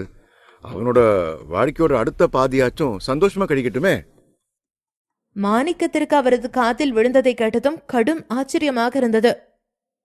சுமோ ரெஸ்லர்கள் எல்லோரும் இப்படித்தான் இருப்பார்களா என்று யோசித்தார். செழியனை கேட் ஃபேமிலியில் கல்யாணம் பண்ணி கொடுப்பதும் உடலில் இருக்கும் தோலை உரித்து எடுப்பதும் ஒன்று போல இருந்தது. அவர் உடனே சார், ராங் நம்பர் என்று சொல்லிவிட்டு காலை கட் பண்ணினார். அடுத்த உடனே கிளம்பி ஹாஸ்பிட்டலுக்கு போனார். அங்கே செழியன் வாழ்க்கையை வெறுத்து போயிருந்தான். அவனுக்கு அதற்கு மேல் வாழும் ஒவ்வொரு நொடியும் மிக கொடூரமாக தெரிந்தது. மிக கொடூரமான ஒரு படத்தின் காட்சியை நிஜமாகவே வாழ்ந்து விட்டது போல இருந்தது. அவனால் அதை மறக்கவே முடியவில்லை. மாணிக்கம் வந்து பார்க்கும்போது செழியன் மிகவும் பரிதாபமான நிலையில் கட்டிலில் படுத்துக் கொண்டிருந்தான். அவருக்கு அதை பார்க்கும்போது இதயத்தை பிழிவது போல இருந்தது. அவருடனே வந்த செழியனின் அம்மாவும் அழுது கொண்டே இருந்தார். அவருக்கு அவனை அந்த நிலையில் பார்க்கவே முடியவில்லை. அவர் மாணிக்கத்தின் கையை பிடித்துக் கொண்டு அவரோடு சாய்ந்து கொண்டு அழுது கொண்டே இருந்தார். யார் இது பண்ணினது? எப்படி என் பையன் இந்த நிலைமைக்கு வந்தான்? செழியனின் அம்மாவிற்கு அதற்கு மேலும் பொறுமையா இருக்க முடியவில்லை. மனம் முழுக்க வலியும் குரோதமும் நிறைந்திருந்தது. இல்ல, இதை இப்படியே விட்டுற முடியாது, விடவும் மாட்டேன். கேட் ஃபேமிலி பத்தியோ எனக்கு கவலை இல்ல, ரத்னத்தை பத்தியோ எனக்கு கவலை இல்ல. இத்தனை வருஷமா பொறுத்தாச்சு. எனக்கு செழியனுக்கு நடந்ததுக்கு திருப்பி கொடுத்தே ஆகணும். இப்ப ராயர் ஃபேமிலி இருக்கிற இடத்துலதான் நாம முன்னாடி இருந்தோம். ஆனா நாம இப்ப எங்க இருக்கோம்?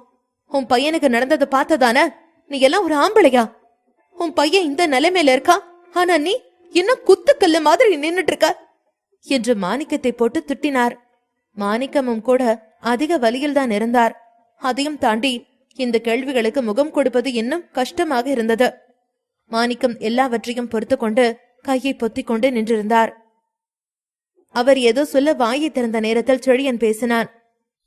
அப்பா, சரவணன் இந்த நேரத்துல கண்டிப்பா சாகணும், இல்லன்னா பப்ளிக் என்னைக்கும் கன்வின்ஸ் ஆக மாட்டாங்க என்று சொன்னார் செழியனின் அம்மா. அப்போது மாணிக்கம் ஒரு பெருமூச்சு விட்டார். அவருக்கு ஏனோ யாரோ போட்டு நெஞ்சை அழுத்துவது போல இருந்தது. சரவணன் உயிரோட இருந்தா கேபிட்டல் சிட்டியை சப்மிட் பண்ண மாட்டாங்களா? அப்படியாக இருந்தால் சரவணனை முடக்க வேண்டுமா என்று யோசித்தார். ஆனால் அது ஒன்றும் லேசான வேலை இல்லை என்று அவருக்கு தெரியும். அப்போதுதான் ஐட்டன் ஃபேமிலி இன்சிடென்ட் ஒரு முடிவுக்கு வந்திருக்கிறது. அப்பொழுது செழியன், அப்பா அப்பா, என்கிட்ட ஒரு ஐடியா இருக்கு என்று சொன்னான். என்னது அது? செழியன் மாணிக்கத்தின் காதுக்குள் ஏதோ கிசுகிசுத்தான்.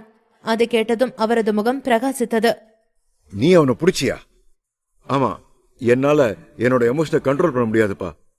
அப்பா, இது கூட என்னோட தப்பா இருந்தா செழியன், ராயர் ஆகிய நானே எல்லாத்தையும் தனியாவே பாத்துக்கிறேன். முன்னாடி இருக்கிறபடி இருட்டாவே இருந்தாலும் கூட நான் தனியாவே போய் கடைசி வரைக்கும் பாத்துறேன் என்று சொன்னான். பின் அவன் பல்லை கடித்துக் கொண்டு, நான் சோபியாவை கொல்ல ஆள் அனுப்புறேன். என்னோட வாழ்க்கை இப்படி இருக்கும்போது அவன் நல்லா இருக்க கூடாது என்றான். அப்பா, ராயர் ஃபேமிலி கார்ட்ஸை வெளியில அனுப்புங்க. இதை விட்டா வேற நல்ல நேரம் இல்ல. எக்லிப்ஸ் சிட்டி ஜொலித்துக் கொண்டிருந்தது. ஜோய் மோஹித்தை பார்த்ததும் சரவணன் அவர்களை டிஸ்டர்ப் பண்ணாமல் மெதுவாக ஹோட்டலுக்கு போக பார்த்தான். ஆனால் ஜோய்க்கு மோஹித்தை பார்த்ததில் அவ்வளவு பிடிப்பிருந்தது போல தெரியவில்லை. அவள் கண்ணை பிரட்டிவிட்டு தள்ளி போக பார்த்தாள்.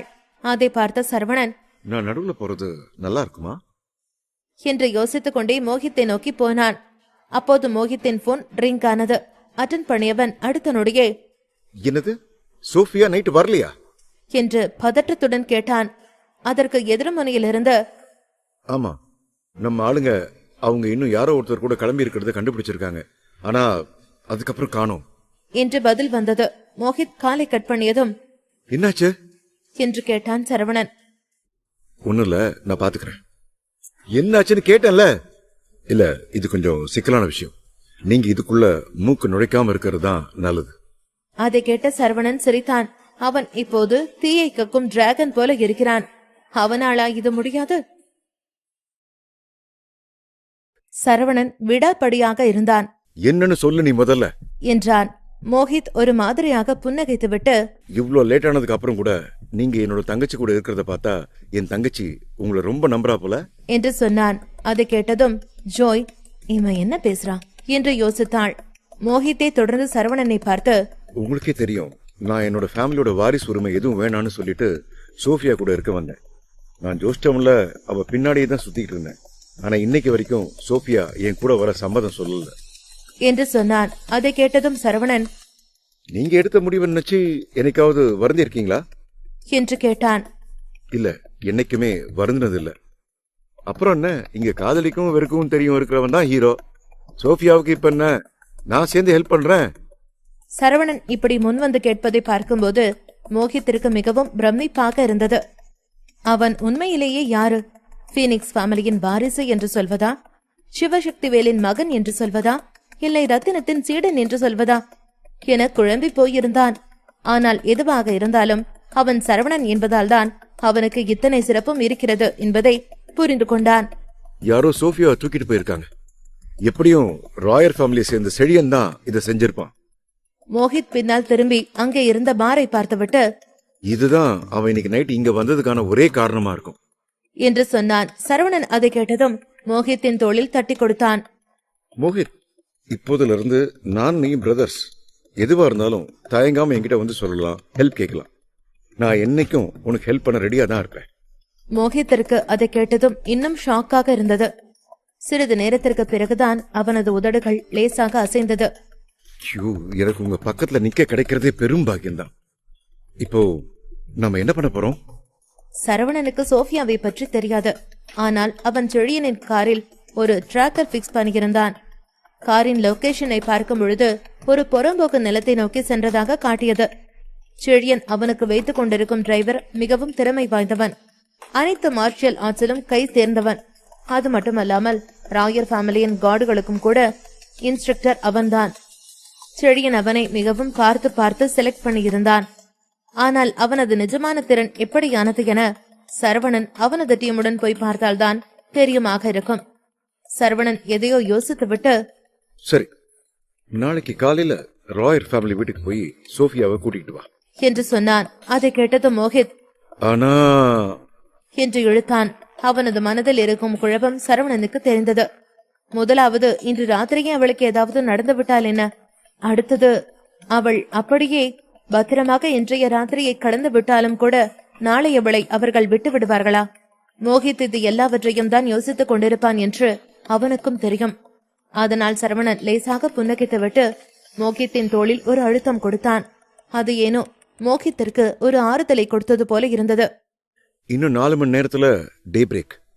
சாயந்தரம் தாண்டினதும் நான் ராயர் ஃபேமிலிக்கு போறேன். 4 மணி நேரம். அப்பவும் தேடி சோஃபியா கிடைக்கலன்னு சொன்னா காலையில ராயர் ஃபேமிலி வீட்டுக்கு போய் கேளுங்க. அதை கேட்டதும் ஜாய் சந்தேகத்துடன், நீ ஷியோரா தான் சொல்றியா என்று கேட்டாள்.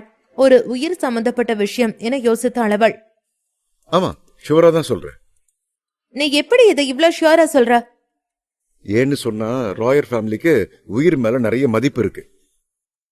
அதை கேட்டதும் ஜோய் அவனை பார்த்து கண்ணை சுருக்கினாள். அவ்வளவுதானா என்று சொன்னதும் ஜோய் அவனை ஆச்சரியத்துடன் பார்த்தாள். அவள் மட்டும் அன்று முழுக்க அவனுடனே இருந்திருக்காவிட்டால் அவன் நன்றாக போதையில் இருக்கிறான் போல என்றுதான் நினைத்திருப்பாள். நீ என்ன சொல்ற? ராயர் ஃபேமிலிய அடியோடு அழிக்க போறியா? ஜோய் மீண்டும் உறுதிப்படுத்திக் கொள்வதற்காக கேட்டாள். சரவணனோ கையை கட்டிக்கொண்டு மிகவும் கூலாக இருந்தான். சரவணன் மீண்டும் ஒருவரை செழியனுக்கு சான்ஸ் கொடுத்திருக்கிறான். இல்லை என்றால் இன்று ராத்திரி முழுக்க ராயர் ஃபேமிலி மிகவும் பிஸியாக இருந்திருப்பார்கள்.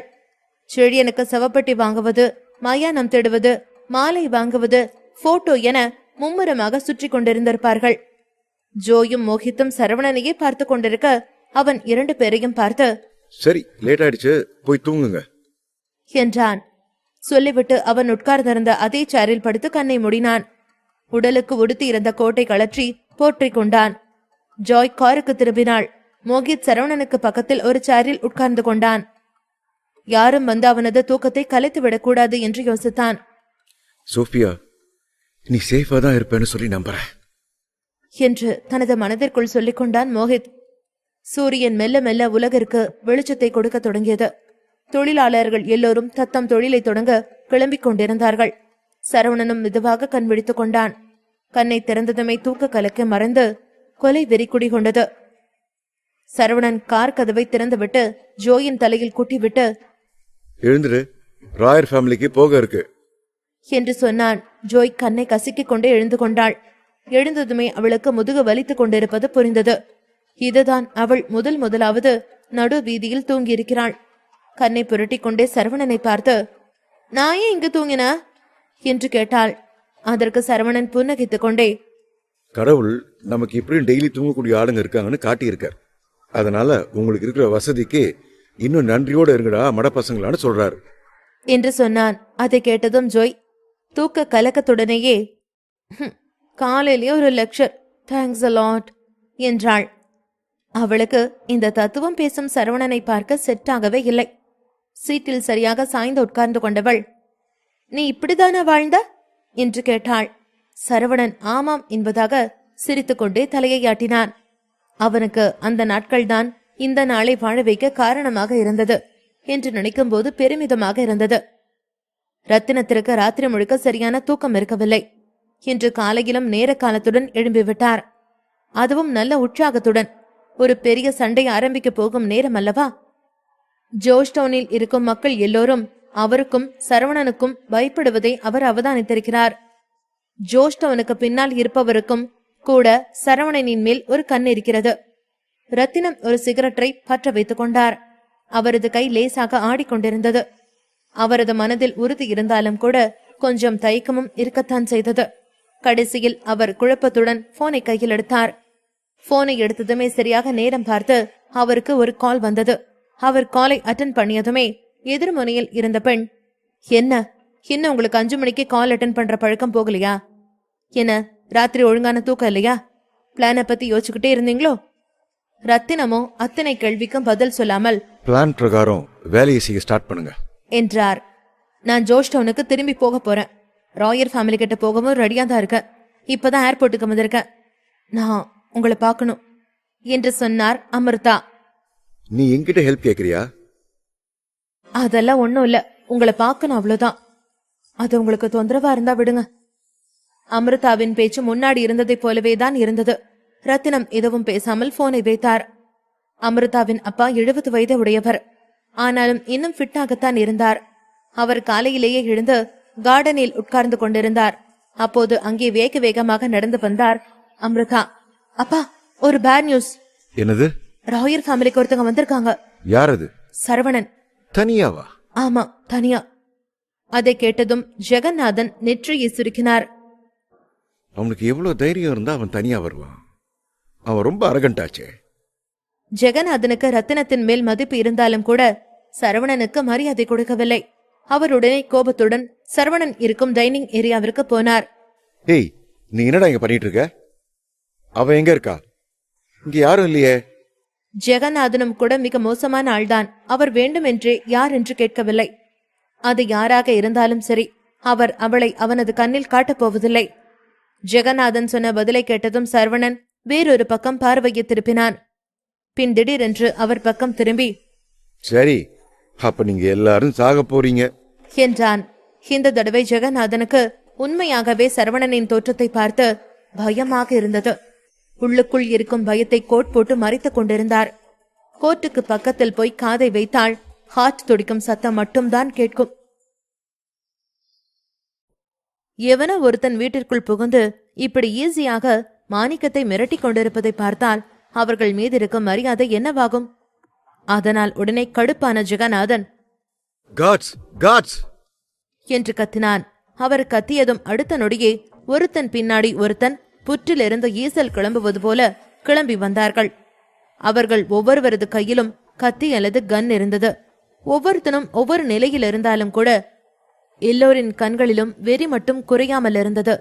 பசியோடு இருந்த சிங்கத்திற்கு கறி கிடைத்தது போல அவன் மேல் பாய ரெடியாக இருந்தார்கள். ஜெகநாதன் சரவணனை பார்த்து, சரவணா, ராயர் ஃபேமிலிக்கு உன் மேல எந்த ஒரு பகையும் இல்ல. நீ டேனியல் ஃபேமிலி கிட்ட டீல் பண்ண, ஐட்டன் காம்ப்ளெக்ஸ்க்கு கஷ்டத்தை கொடுத்த, ஸ்டெடி என்னை அசிங்கப்படுத்தின. இது எதுக்காகவும் நாங்க உனக்கு எதிரா ஒன்னும் செய்யாம தான் இருந்தோம். ஆனா நீ இன்னைக்கு ஏதோ பெரிய இவன மாதிரி படைய காட்டிக்கிட்டு தனியா இங்க வந்தது ரொம்ப பெரிய தப்பு. இது நீ எங்களை அசிங்கப்படுத்தவே பண்ண ஒரு வேலை. நீ சாவ தேடிதான் வந்திருக்க என்று ஒரு மாதிரி கோபத்துடன் சொன்னார். ஜெகநாதன் சொன்னதை கேட்டதும் சரவணன் ஒரு பக்கமாக உதட்டை வளைத்து புன்னகைத்தான். என்னது, நான் சாவ தேடி வந்தேனா? ஜோஸ்டவுன்ல இருக்கிற எவனுக்கும் என்னோட எதையும் புடுங்க முடியாது என்று நினைத்துக் கொண்டான். பின் ஜெகநாதனை உற்று பார்த்து கொண்டே, நான் தனியா வரலனா இன்னைக்கு இங்க ராயர் ஃபேமிலியோட ரத்தம் ஆறா ஓடிக்கிட்டு இருந்திருக்கும் என்று சொன்னான். ஜெகநாதன் கடும் கோபத்துடன் சரவணனை பார்த்து, உன் திமிர இன்னைக்கு அழிச்சு ஒழிக்கணும்டா என்று சொன்னான். சரவணன் கொஞ்சம் கூட அசைந்து கொடுக்கவில்லை. முதல்ல புடிச்சு வச்சிருக்கிற ஆளை விடு. ஜெகநாதனும் அசைந்து கொடுப்பது போல தெரியவில்லை. அதை பார்த்த மோஹித், என்ன ராயர் ஃபேமிலிக்கு சட்டம்னு ஒண்ணு தெரியாதோ என்று கேட்டான். அதை கேட்டதும் ஜெகநாதன் அவனை முறைத்து பார்த்துவிட்டு பணார் என்று அறைந்தான். என்னதான் மோகித்தும் பலசாலியாக இருந்தாலும் கூட அவனால் ஜெகநாதனின் பலத்தை தாங்கிக் கொள்ள முடியாமல் தான் இருந்தது. அவர் அறைந்ததும் அவனுக்கு கதி கலங்கி கொண்டு போக அப்படியே நிலை தடுமாறி விழுந்தான். அவன் விழுந்ததை பார்த்து கத்திக்கொண்டே ஓடி வந்தாள் ஜோய். ஆனால் அடுத்த நொடி எதையோ உணர்ந்தவள் போல அப்படியே நின்று விட்டாள். அவனை கண்டுகொள்ளாதது போல பாவனை செய்தாள். ஜெகநாதன் சரவணனை பார்த்து, சரவணா, இப்பவே நீ இங்க இருந்து போனா உனக்கும் நல்லது, எல்லாருக்கும் நல்லது. பேசாம போயிடு என்று சொன்னார். சரவணன் அது காதில் கூட விழாதது போல இருந்தான். சரவணன் காதில் வைத்திருந்த சிகரெட்டை எடுத்து வாயில் வைத்தான். பின் அவனது ஜிப்போ பிளாக் கோல்டு லைட்டரை எடுத்து ஜெகநாதனிடம் நீட்டி பத்தவை என்று சொன்னான். அதை கேட்டதும் ஜெகநாதனுக்கு உடம்பெல்லாம் எரிந்தது. அவனுக்கு லைட்டரை பற்ற வைத்துக் கொடுக்க நானேன் அவனது அடியாளா என்று உருமினார். இத பாரு சரவணா, நீயும் ஆளுங்களும் இப்ப போகலன்னு சொன்னா அதுக்கப்புறம் நடக்கிறதுக்கு நான் பொறுப்பில்லை. முதல்ல இவ்வளவுதான் கொல்லுவேன் என்று சொல்லி ஜோயை கை காட்டினான். உனக்கு அவ்வளவு தைரியம் இருக்கா? ராயர் ஃபேமிலி எல்லோருக்கும் அதை கேட்டதும் அதிர்ச்சியாக இருந்தது. அந்த குடும்பத்தை சேர்ந்த எல்லோரும் காலையில் எல்லோருக்கும் முன்னாடி எழுந்து ராத்திரியில் எல்லோரும் தூங்கினதற்கு பிறகு தூங்கி இப்படி கடுமையாக உழைத்து குடும்பத்தை கட்டி எழுப்பியிருக்கிறார்கள். அப்படியானவர்களை அசைப்பது கொஞ்சம் கடினமானதுதான். என்னோட தைரியம் இருக்காதா? ஜெகநாதனுக்கு சரவணனின் பலத்தை பற்றி நன்றாகவே தெரியும். ராயர் ஃபேமிலிக்கு மிகவும் டஃப் கொடுக்கும் ஒரு எதிரி அவன்தான். சிவசக்திவேல்தான் அவரது காலத்தில் இருந்த மிகவும் துணிவுள்ள ஒரு ஆள். ஆனால் இன்று அவன் ஒரு தனியாளாக நின்று கொண்டு சிங்கத்தின் குகைக்குள்ளும் தனியாளாகவே நுழைய பார்த்து கொண்டிருக்கிறான். அதுதான் ஜெகநாதனுக்கு பெரும் தப்பாக தெரிந்தது. சரி, ஆல் தி பெஸ்ட் என்று சொல்லிவிட்டு ஜோய்க்கு முன்னாடி நின்று கொண்டான். அதை கேட்டதும் ஜெகநாதன் கையை முறுக்கிக் கொண்டு ஜோயை நோக்கி நடந்தான். பெண்தானே, அவளை அடிப்பதற்கு எதற்கு அலாதி தைரியமெல்லாம் என நினைத்து விட்டார் போல. அவருக்கு அங்கேயே அப்போதே அந்த 3 பேரையும் கொன்று போட்டு விடும் அளவிற்கு வெறி வந்தது. மோஹித் தான் நடக்கப் போவதை மிகுந்த குழப்பத்துடன் பார்த்து கொண்டிருந்தான். ஜெகநாதன் ஜோய்க்கு முன்னாடி வந்து நின்றார். சரவணனது கண்ணில் எந்த ஒரு வெறியும் கோபமும் தெரியவில்லை. மாறாக அவன் மிக அமைதியாகவே இருந்தான். ஜெகநாதன் பக்கத்தில் வந்ததும் ஜோயை அடிக்க கையை ஓங்கினார். அதே நேரம் சரவணனும் கையை ஓங்கினான். ஆனால் அது ஜெகநாதனை தடுக்கவல்ல. எல்லோரும் அவனை பார்க்க அவனது கையில் ஒரு சில்வர் கார்டு ஜொலித்துக் கொண்டிருந்தது. அதில் ஏதோ சில எழுத்துக்கள் பொறிக்கப்பட்டிருந்தது. அதை பார்த்ததும் மோகித்தின் உடல் நடுங்கியது. அவனுக்குதான் அதன் முழு அர்த்தமும் தெரியுமே. அது ஃபீனிக்ஸ் குடும்பத்தின் சுப்பீரியர் ரேங்க். அது ஒரு அல்டி கார்டு. சுப்பீரியர் ரேங்க் அல்டி கார்டு என்பது என்ன? அதுதான் ஸ்டேட்டஸின் அடையாளம், பவரின் அடையாளம். அதுவும் அதன் முக்கியத்துவம் என்னவென்றால் அதன் அதிகார வரம்பிற்குள் தான் அதை யூஸ் பண்ண முடியும். அதெல்லாம் ஆர்ம்ட் போர்ஸுக்கு தான் சொந்தமானது.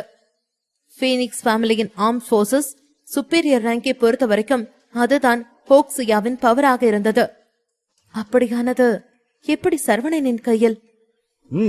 கமான் வாங்க என்று ஜெகநாதனை பார்த்து சொன்னான். இதுவரைக்கும் ஜெகநாதனின் முகத்தில் இருந்த எக்ஸ்பிரஷன் இப்போது காணாமல் போயிருந்தது. அவரது கை அந்தரத்தில் அப்படியே ஆடிக்கொண்டிருந்தது. உள்ளுக்குள் பக் பக் என்று இருந்தது. சரி, நானே அனுமதி கொடுக்கிறேன். முடியுமா? தைரியம் இருந்தா ஒரே ஒரு வரல என் மேல வைங்க என்று மிக அமைதியாக சொன்னான். ஜெகநாதன் அசைய போலும் இல்லை. ராயர் ஃபேமிலி கார்ட்ஸுகளும் கூட அப்படியே சிலை போல இருந்தார்கள். ஃபேமிலி மெம்பர்ஸும் கூட பின் டிராப் சைலண்டில் இருந்தார்கள். அந்த கார்டு ஒரிஜினலானதுதான் என புரிந்து கொண்டதும் ஜெகநாதனுக்கு இன்னும் பயமாக இருந்தது.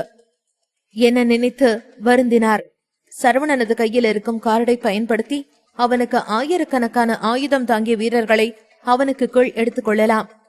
இப்போது மட்டும் நான் துளினால் மொத்த ராயர் ஃபேமிலியும் அப்படியே சாம்பலாய் போய்விடும் என்று அவருக்கு தெரிந்தது.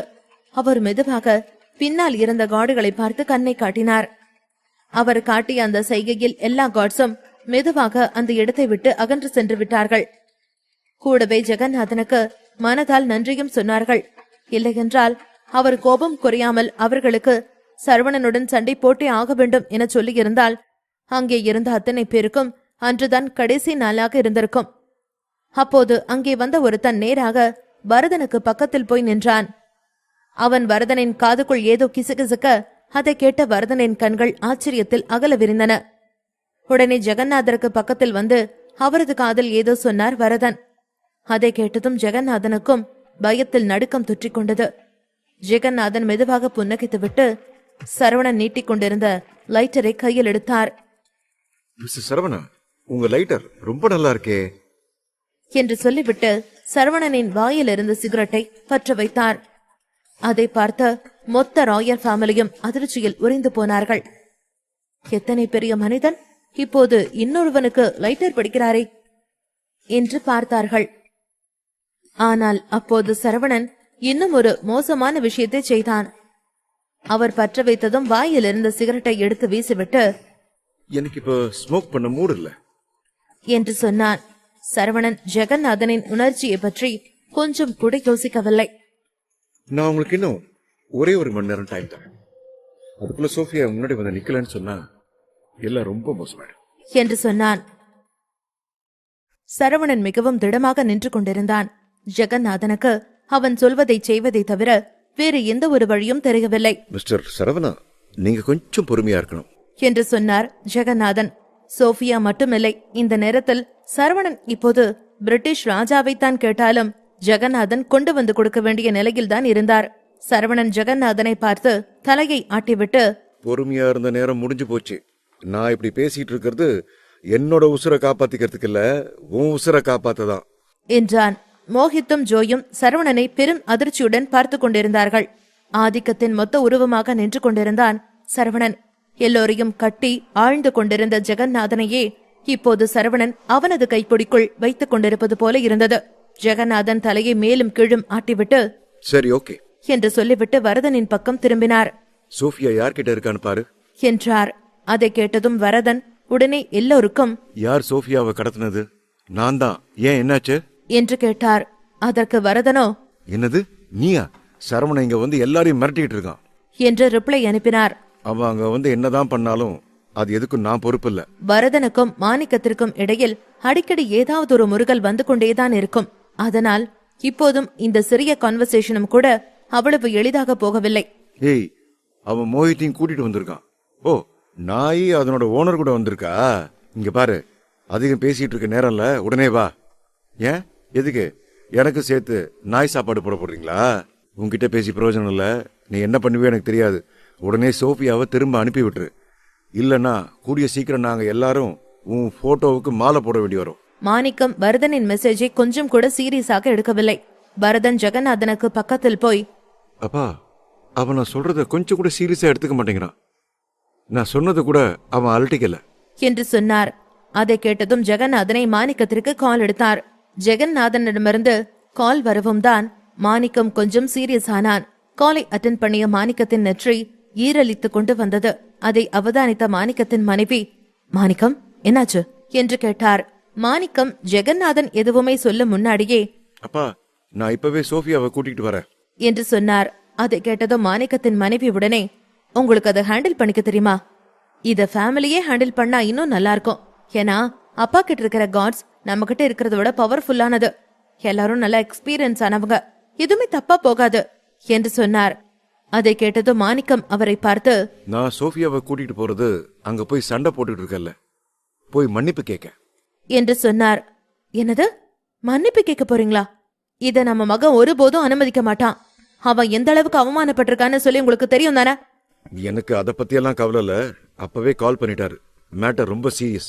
நான் உடனே போகணும். மாணிக்கத்தின் மனைவிக்கு வேறு எந்த ஒரு வழியும் தெரியவில்லை. அமைதியாக தலையை மட்டும் மாற்றினார். செடியன் எழுந்தான்னா அப்பா அதை டீல் பண்ணிட்டாருன்னு மட்டும் சொல்லு. மாணிக்கத்தின் மனைவி தலையை ஆட்டினார். மாணிக்கம் ராயர் ஃபேமிலிக்கு விரைந்தார். கூடவே சோஃபியாவை ஹெலிகாப்டரில் கூட்டிக் கொண்டு வர சொல்லி சொன்னார். அப்படியே சரவணன் சொன்னது போல 1 மணி நேரத்திற்குள் சோஃபியா திரும்ப வந்து விட்டாள். அதை பார்த்ததும் தான் ஜெகநாதனருக்கு மூச்சு கொஞ்சம் சீராக போனது. மிஸ்டர் சரவணா, உங்களுக்கு தேவையான ஆளை நான் கூட்டிட்டு வந்துட்டேன். இப்ப எல்லாம் ஓகே தானே? சரவணன் மோகித்தை பார்த்து கண்ணடித்தான். அதை பார்த்ததும் மோகித் லேசாக புன்னகைத்து விட்டு சோஃபியாவிற்கு முன்னாடி போனான். மோகித் சோஃபியாவை காப்பாற்ற வந்தால் அவளது மனம் கொஞ்சம் இழகும் என்று யோசித்தான். யார் உனக்கு என்ன காப்பாற்ற சொன்னது? எனக்கு என்ன உன்னோட உதவி தேவையா என்று கத்தினாள். அதை கேட்டதும் மோகித்திற்கு தர்ம சங்கடமாகிவிட்டது. சோஃபியா, நான் உன்னை காப்பாத்துறதுக்காவது வந்தேன்ல, அட்லீஸ்ட் அதுக்காக ஒரு தேங்க்ஸ் ஆச்சு சொல்லலாம்ல. என்னது, காப்பாத்தனியா? உனக்கு தெரியுமா? இல்ல நான் தான் கேட்டனா? ராயர் ஃபேமிலி கூட நான் ஒரு பிசினஸ் டீலிங் பேசிக்கிட்டு இருக்கேன். நீ எதுக்கு அதுக்குள்ள வந்து தலைய போடுற? மோஹித், நான் உன்கிட்ட ஏற்கனவே சொல்லியிருக்கேன், உனக்கும் எனக்கும் எந்த ஒரு சம்பந்தமும் இல்ல. என்னோட விஷயத்துல தலையிடாதன்னு சொல்லி. நம்ம 2 பேருக்கும் 10 வருஷம் அறிமுகம் இருக்கு. எனக்கு உன்னை ஒரு துளியாச்சும் பிடிச்சிருந்தா நான் எப்பவோ உன்னை ஏத்துக்கிட்டு இருந்திருப்பேன். நீ ஒரு ஆம்பளை. நீ உன்னோட வாழ்க்கைக்கு அட்டென்ஷன் கொடு. காதல்னு வரும்போது உன்னால அதை ஃபோர்ஸ் பண்ண முடியாது. டெய்லி என் பின்னாடி சுத்திட்டு இருந்தா, என் பின்னாடி சுத்துற மத்த ஆம்பளைங்களை அடிச்சு விரட்டினாலாம் காதல வந்துராது. உனக்கு புரியுதா? மோகித் அனைத்தையும் கேட்டுவிட்டு ஸ்தம்பித்து போய் நின்றிருந்தான். அவனுக்கு அவள் சொன்னதெல்லாம் புரியவில்லை என்றாலும் கூட அதன் சுருக்கம் புரிந்தது. மோகித் சோஃபியா சொன்னதற்கு லேசாக தலையை ஆட்டினான். புரியுது, ஆனா எனக்கு சில கொள்கைகள் இருக்கு என்று சொல்லவும் சோஃபியா அதிர்ந்தாள். அதை கேட்டதும் கடுப்பான சோஃபியா பேகை எடுத்து நேராக மோகித்தின் முகத்தில் வீசிவிட்டு போனாள். மோகித் அவளுக்கு பின்னாடி ஓடிக்கொண்டு போகவில்லை. மாறாக திரும்பி சரவணனிடம் வந்தான். அவனை பார்த்து லேசாக புன்னகைத்துவிட்டு என்றான். அதை கேட்டதும் சரவணன் ஜோயை திரும்பி பார்த்துவிட்டு, ஒருவேளை அவனோட சாய்ஸ் சரியா கூட இருக்கலாம் என்று சொன்னான். அதை கேட்டதும் ஜோய் தலையை ஆட்டினாள். சோஃபியா போவதையே கை காட்டிய ஜெகநாதன் சரவணனை பார்த்து, நீங்களே பாத்தீங்க தானே, சோஃபியா இப்ப இங்கதான் இருக்கா. ஏன் நீங்க இங்கேயே இருந்து லஞ்ச் முடிச்சுட்டு போக கூடாது? பக்கத்துல ஒரு நல்ல ரெஸ்டாரண்ட் இருக்கு, அங்க சாப்பாடும் ரொம்பவே நல்லா இருக்கும் என்று சொன்னார். ஆனால் சரவணன் வேண்டாம் என்பது போல் தலையை ஆட்டினான். அதை பார்த்ததும் ஜெகநாதன் மீண்டும் பதட்டத்துடன், ஏன் மிஸ்டர் சரவணா, உங்களுக்கு அந்த ரெஸ்டாரண்ட் பிடிக்காதா? இல்லனா நீங்களே வேற ஒரு இடம் கூட சொல்லுங்க என்று கேட்டார். இது அந்த ரெஸ்டாரண்ட் பத்தினது இல்ல. ரெஸ்டாரண்ட் பத்தினது இல்லைன்னு சொன்னா வேற என்ன? அது ஆட்கள் சம்பந்தப்பட்டது. உங்களுக்கு ஏன் கூட உட்கார்ந்து சாப்பிட உரிமை இருக்கா? சரவணன் சொன்னதை கேட்டதும் ஜெகநாதனுக்கு உடலெல்லாம் அரித்தது. அவருக்கு அவரது இதயத்தில் யாரோ கத்தியை குத்தியது போல இருந்தது. ஒரு கணம் அவருக்கு என்ன பதில் சொல்வதென்று தெரியவில்லை. என்னதான் அது அவருக்கு கஷ்டத்தை கொடுத்திருந்தாலும் கூட அவரால் எதுவும் சொல்ல முடியவில்லை. மிஸ்டர் சரவணா சொல்றது சரிதான், எனக்கு தகுதி இல்ல என்று சொன்னார். உள்ளுக்குள் கோபத்தில் குதித்துக் கொண்டிருந்தாலும் கூட வெளியே சாந்த சுரபி போல இருந்தார். சரவணன் எல்லாரையும் ஒரு பார்வை பார்த்துவிட்டு போக திரும்பினான். அதை பார்த்ததும் அங்கே இருந்த எல்லோருக்கும் கொஞ்சம் நிம்மதியாக இருந்தது. வாசல் வரைக்கும் போனவன் திடீரென்று மீண்டும் திரும்பினான். அதை பார்த்ததும் எல்லோருக்கும் ஏதோ ஸ்குவிட் கேம் விளையாடுவது போல இருந்தது. சரவணன் திரும்பி எல்லோரையும் உற்று பார்த்து கொண்டே, நான் இன்னைக்கு எதுக்கு இங்க வந்தேனே மறந்துட்டேன் என்று சொன்னான். அதை கேட்டதும் எல்லோருக்கும் திக்கென்றிருந்தது. மீண்டும் மீண்டுமா என்று நினைத்துக் கொண்டார்கள். ஜெகநாதன் உடனே, மிஸ்டர் சரவணா, நாங்க ஏதாவது பண்ணணுமா என்று கேட்டார். இன்னைக்கு ரத்னம் இங்க வராரா? ஜெகநாதனுக்கு சரவணன் இதை எப்படி தெரிந்து கொண்டான் என்றுதான் குழப்பத்தோடு இருந்தார். எல்லோரும் அமைதியாக இருக்கவும், அவரும் என்னோட ஆள் தான். இதுக்கு முன்னாடி உங்களுக்கு இடையில என்ன வேணுமாலும் நடந்திருக்கலாம். ஆனா இனிமே அவர் அவமரியாதையை நடத்த ஒரு தடவைக்கு பல தடவை யோசிச்சுக்க. அப்புறம் ஜோஸ்டோன் முழுக்க ராயர் ஃபேமிலியோட பணம் தான் குமிஞ்சு இருக்கும் என்று கடுமையான குரலில் சொன்னான். எபிசோட் 440 ஞாபகம் வருதே. சரவணன் கண்களில் கோபம் என்ன அவர்களிடம் அதிகார தோரணையில் பேசினான். பின்பு சட்டென்று எழுந்து வாசலை நோக்கி நடந்தான். அவன் அப்படி எழுந்து நடந்து போனது ஏதோ காட்டில் சிங்கம் கர்ஜித்துக் கொண்டு போனது போல் இருந்தது. அங்கிருந்த அனைவரும் அப்படியே அதிர்ந்து சரவணன் போவதையே பார்த்து கொண்டிருந்தார்கள். அந்த அறை முழுவதும் அமைதி ஆட்கொண்டிருந்தது. அங்கிருந்த அனைவரது கண்களிலும் சரவணன் மீதான வெறுப்பு நன்றாக தெரிந்தது. அங்கிருந்த அனைவரும் சரவணனை பார்வையாலேயே துளைத்துக் கொண்டிருந்தார்கள். ஆல்டி கார்டு ஒன்றை வைத்தே ராயர் ஃபேமிலியை இப்படி அடக்கிவிட்டானே என்று அனைவருக்கும் ஆதங்கம் பொங்கி வழிந்து கொண்டிருந்தது. அங்கிருந்த மாணிக்கமும் சரவணனை இப்பவே கொல்ல வேண்டும் என்று துடித்துக் கொண்டிருந்தார். வாசல் வரை சென்ற சரவணன் திடீரென்று அங்கிருந்த அனைவரையும் திரும்பி பார்த்தான். அவனது அந்த பார்வை அவ்வளவு ஆழமானதாக இருந்தது. அவ்வளவு நேரம் அவனை விட்டால் கொன்று விடுவது போல பார்த்து கொண்டிருந்த அனைவரது பார்வையும் சற்று நேரத்தில் ஏதோ மலையில் நனைந்த ஆட்டுக்குட்டி போல மாறியது. திடீரென்று அவர்களது பார்வை அப்படி மாறியதை பார்த்த ஜாய்க்கோ சிரிப்பு வந்தது. அதே நேரத்தில் சரவணனின் ஆளுமை திறமையை பார்க்கையில் அவளுக்கு மிகவும் பெருமையாக இருந்தது. பீனிக்ஸ் ஃபேமிலியின் ஸ்டேட்டஸை காட்டும் சிம்பல் தான் ஆல்டி கார்டு.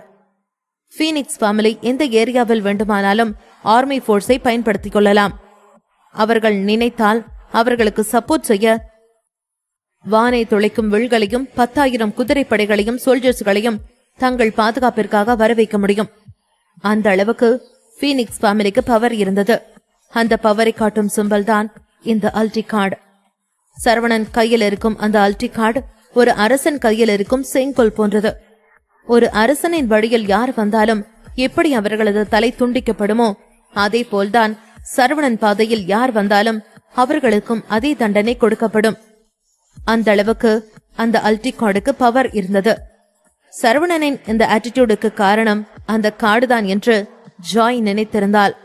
ஆனால் சரவணன் நம்பியது அவனது ஆளுமை திறமையையும் அவன் மீது அவன் கொண்டுள்ள நம்பிக்கையும் தான். ஜாய் சரவணனை பார்த்து, சரவணா, நீ நிஜமாவே அந்த டிவைன் ஆர்மி கேம்ப ஜோஸ்டோனுக்கு வர வைக்க போறியா என்று கேட்டாள். ஜாய் அப்படி கேட்டு முடிக்கும் முன்பே சரவணன் அவனது கையில் வைத்திருந்த அந்த ஆல்டி கார்டை தூக்கி அங்கிருந்த ஒரு குப்பை தொட்டியில் வீசினான். அதை பார்த்த ஜாய் அதிர்ச்சியானாள். பின்பு, சரவணா, நீ என்ன பண்ணிட்டு இருக்க? உனக்கு என்ன பைத்தியமா பிடிச்சிருக்க? இந்த கார்டோட வேல்யூ பத்தி தெரிஞ்சும் இவ்வளவு சாதாரணம் அது கீழே தூக்கி போட்டிருக்க. இந்த கார்டை நீ மதிக்கலைனா அதுக்கு என்ன தண்டனைன்னு உனக்கு தெரியும் தானே? ஒருவேளை நீ இப்படி பண்ணினது மட்டும் பீனிக்ஸ் ஃபேமிலிக்கு தெரிஞ்சது, அதுக்கப்புறம் என்ன நடக்கும்னு நினைச்சாலே எனக்கு பயமா இருக்கு என்று சொன்னவள் வேகமாக ஓடிச் சென்று அந்த குப்பை தொட்டியில் இருந்த கார்டை கையில் எடுக்க போனாள். உடனே சரவணன் சட்டென்று அவளது கையை பிடித்துக் கொண்டான். அது நமக்கு இனி தேவையில்ல, அதை நீ எடுக்காத என்று சிரித்துக் கொண்டே சொன்னான். சரவணன் முகத்தில் சிரிப்பை பார்த்த ஜாய் ஒரு நிமிடம் எதுவும் புரியாமல் யோசித்தாள். பின்பு, சரவணா, அப்படின்னா அது டூப்ளிகேட் கார்டா? எனக்கு தெரியும், இவ்வளவு வேல்யூவான கார்டை நீ இப்படி தூக்கி போட மாட்ட. கண்டிப்பா அதை நீ ரத்தினம் கிட்ட தான் கொடுத்திருப்ப. எனக்கு தெரியும், உனக்கு இங்க ஏதாவது ஒரு பிரச்சனைனா அந்த கார்டை யூஸ் பண்ணி ரத்தனம் இங்க இருக்கிற எல்லாரையும் டெஸ்ட்ராய் பண்ணிடுவாரு. அப்படித்தானே பிளான் போட்டிருக்க? நீங்க 2 பேரும் எப்பயுமே பிரில்லியன்ட் தான் என்று சொல்லி சிரித்தாள். ஆனால் சரவணன் அதற்கு எதுவும் சொல்லாமல் கேஷுவலாக நின்றான். பின்பு, ஏதோ ஒண்ணு, வா போலாம் என்று சொல்லி அவளை கூட்டிக் கொண்டு அங்கிருந்து சென்றான். சரவணன் அங்கிருந்து வெளியேறியதும் ராயர் ஃபேமிலியை சேர்ந்த அனைவரும் ஏதோ உணவை தேடி அலையும் எறும்பு போல இங்கும் அங்கும் நடந்து கொண்டிருந்தார்கள். அவர்களது மனநிலை தற்பொழுது பிரஷர் குக்கர் போல கொதித்துக் கொண்டிருந்தது. சாதாரணமாக நினைத்த சரவணனால் தங்களுக்கு இப்படி ஒரு நிலை வரும் என்று அங்கிருந்த யாருமே எதிர்பார்க்கவில்லை. அனைவரும் ஒருவர் முகத்தை ஒருவர் பார்த்து கொண்டிருக்க, அப்பொழுது ஃபைனலாக அங்கிருந்த ஒருவர் வாயை திறக்க ஆரம்பித்தார். அந்த சரவணன் கிட்ட எப்படி இந்த அல்டி கார்டு வந்துச்சு? அவங்கிட்ட இந்த அல்டி கார்டு இருக்கிற வரைக்கும் நம்மால மூச்சு கூட விட முடியாது. இதுக்கு மேல நம்மளெல்லாம் அவன் என்ன செய்ய திட்டமிட்டிருக்கான்னு தெரியலையே என்று சொன்னார். உடனே மாணிக்கம், இப்ப வரைக்கும் என்னாலையும் இதை நம்ப முடியல. அவன் கையில எப்படி இந்த கார்டு போச்சுன்னு. ஆனா இதை எப்படி அப்பா நோட் பண்ணாம விட்டாருன்னு தான் எனக்கு எதுவும் புரியல. இப்ப நாம எல்லாரும் அவனோட கண்ட்ரோல்ல இருக்கோம். நம்ம குடும்பம் இதுக்கு முன்னால இவ்வளவு அசிங்கப்பட்டதே இல்லை என்று மாணிக்கம் கோபமாகவும் அதே சமயம் இயலாமையாகவும் பேசினார். உடனே ஜெகநாதன், நாம இன்னும் அந்த சரவணனை பத்தி நிறைய தெரிஞ்சுக்கணும்னு நினைக்கிறேன். அவங்ககிட்ட எப்படி இந்த கார்டு வந்துச்சு? உண்மையிலேயே இந்த கார்டு ஒரிஜினல் தானா? இது உண்மையிலேயே அவனுக்கு ஃபீனிக்ஸ் ஃபேமிலி தான் இஷ்யூ பண்ணுச்சா? இதை பற்றியெல்லாம் நம்ம கிளாரிஃபை பண்ணிக்கிறோம் என்று சொன்னார். அங்கிருந்த மற்றவர்களும் ஆமாம் என்பது போல் தலையசைத்துக் கொண்டிருக்க, அப்பொழுது அங்கே வந்த ஒருவன் என்று ஜெகநாதனை அழைத்தான். உடனே ஜெகநாதன் தனது புருவத்தை தூக்கி என்ன என்பது போல் அவருக்கு எதிரில் நின்றவனை பார்த்தான்.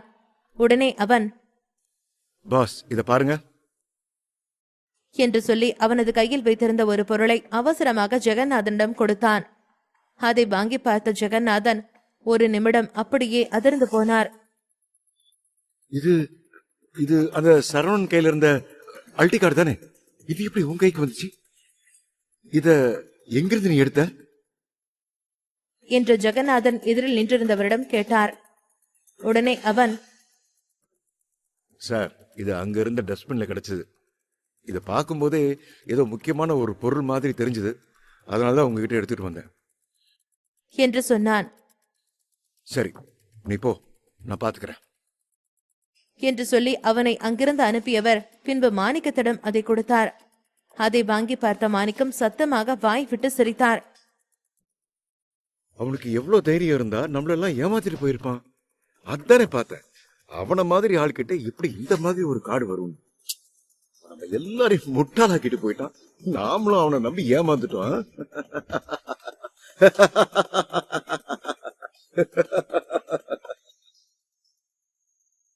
என்று சொல்லி அந்த அறையை அதிரும் அளவிற்கு சத்தமாக சிரித்தார். உடனே இப்பவே நான் என்னோட ஆளுங்களை அனுப்பி அவனை இங்க கூட்டிட்டு வர சொல்றேன் என்று மாணிக்கம் சொன்னார். மாணிக்கம் சொன்ன அனைத்தையும் கேட்டுக்கொண்டிருந்த ஜெகநாதன் எதுவும் சொல்லாமல் அமைதியாக யோசிக்க தொடங்கினார். அதை மாணிக்கமும் கவனித்தார். பின்பு, என்னாச்சுப்பா என்று கேட்டார். இல்ல எனக்கு சந்தேகமா இருக்கு. ஒருவேளை நம்ம எல்லாருக்கும் தெரியணும்னு இவன் அந்த கார்டை போட்டுட்டு போயிருக்கானா? இது போலியானதா இருந்தா அவன் எப்படி இங்க போட்டுட்டு போவான் என்று கேட்டார். அதெல்லாம் தெரியல. ஆனா இதை நாம யூஸ் பண்ணிக்கலாம் தானே? இதை மட்டும் நம்ம ஃபீனிக்ஸ் ஃபேமிலி கிட்ட இன்ஃபார்ம் பண்ணிட்டா, ஒருவேளை இது ஃபேக்ஸ் ஃபேமிலி கரெக்டா இருக்கும் பட்சத்துல அவங்க சரவணனை சும்மா விட மாட்டாங்க என்று சொன்னார். மாணிக்கம் சொன்ன எதையும் ஜெகநாதன் காதில் வாங்கவில்லை. அது சரி, அமிர்தா எப்ப வரா என்று கேட்டார். உடனே மாணிக்கம், இப்பதான் எனக்கு மெசேஜ் பண்ணா, இன்னும் கொஞ்ச நேரத்துல அவ வீட்டுக்கு வந்துருவாளாம் என்று சொன்னார். சரி வாங்க எல்லாரும் கிளம்பு, அமிர்தா வரா, அதனால எல்லாருக்கும் விருந்து ரெடி பண்ணுங்க என்று சொல்லிவிட்டு அவர் முன்னால் செல்ல அவருக்கு பின்னால் மற்றவர்களும் சென்றார்கள். ஜோர்ஜ் டவுன் ஏர்போர்ட்டில் வந்து இறங்கிய அமிர்தா ஏர்போர்ட்டிற்கு வெளியில் காத்திருந்தார். நல்ல மழை பெய்து கொண்டிருந்தது. அமிர்தா 35 வயது நிரம்பியவர். ஆனால் அவரது உடல் கட்டும் முகப்பொலிவும் அவரை இன்னும் 20 வயது போலவே காட்டியது. ஏர்போர்ட்டில் இருந்து வெளியேறிய அமிர்தா அங்கு போடப்பட்டிருந்த ஒரு பெஞ்சில் உட்கார்ந்திருந்தார். முதல் ரத்தினத்தை அவர் எப்படி சந்தித்தார் என்பதை யோசித்துக் கொண்டிருந்தார். அவரது கையில் உள்ள செல்போன் ஒளி எழுப்பிக் கொண்டிருக்க அதை பார்த்து பயந்து போய் உட்கார்ந்திருந்தார். ஒருவேளை அந்த செல்போனில் தனக்கு வேண்டாத தகவல் ஏதேனும் வந்துவிடுமோ என்று அவரது மனதிற்குள் ஒரு வகையான அச்சம் இருந்தது. கனமழையாக பெய்து கொண்டிருந்த மழை சற்று ஓய்ந்திருக்க இன்னும் சிறு சிறு துளியாக மழை துளி விழுந்து கொண்டிருந்தது. கனமழை ஓய்ந்திருந்தாலும் அவரது கண்களில் வழிந்த கண்ணீர் மழை ஓயாமல் இன்னும் பொழிந்து கொண்டுதான் இருந்தது. அமிர்தா மீது சிறு சிறு மழை துளிகள் விழுந்து அவரை நனைத்துக் கொண்டிருந்தது. திடீரென்று அந்த மழை துளி அவர் மீது விழாமல் இருப்பதை உணர்ந்தவர் தனது கண்கள் மின்ன சட்டென்று தனக்கு பின்னால் நின்றவர் யார் என்று கூட பார்க்காமல் அவரை கட்டி அணைத்தார்.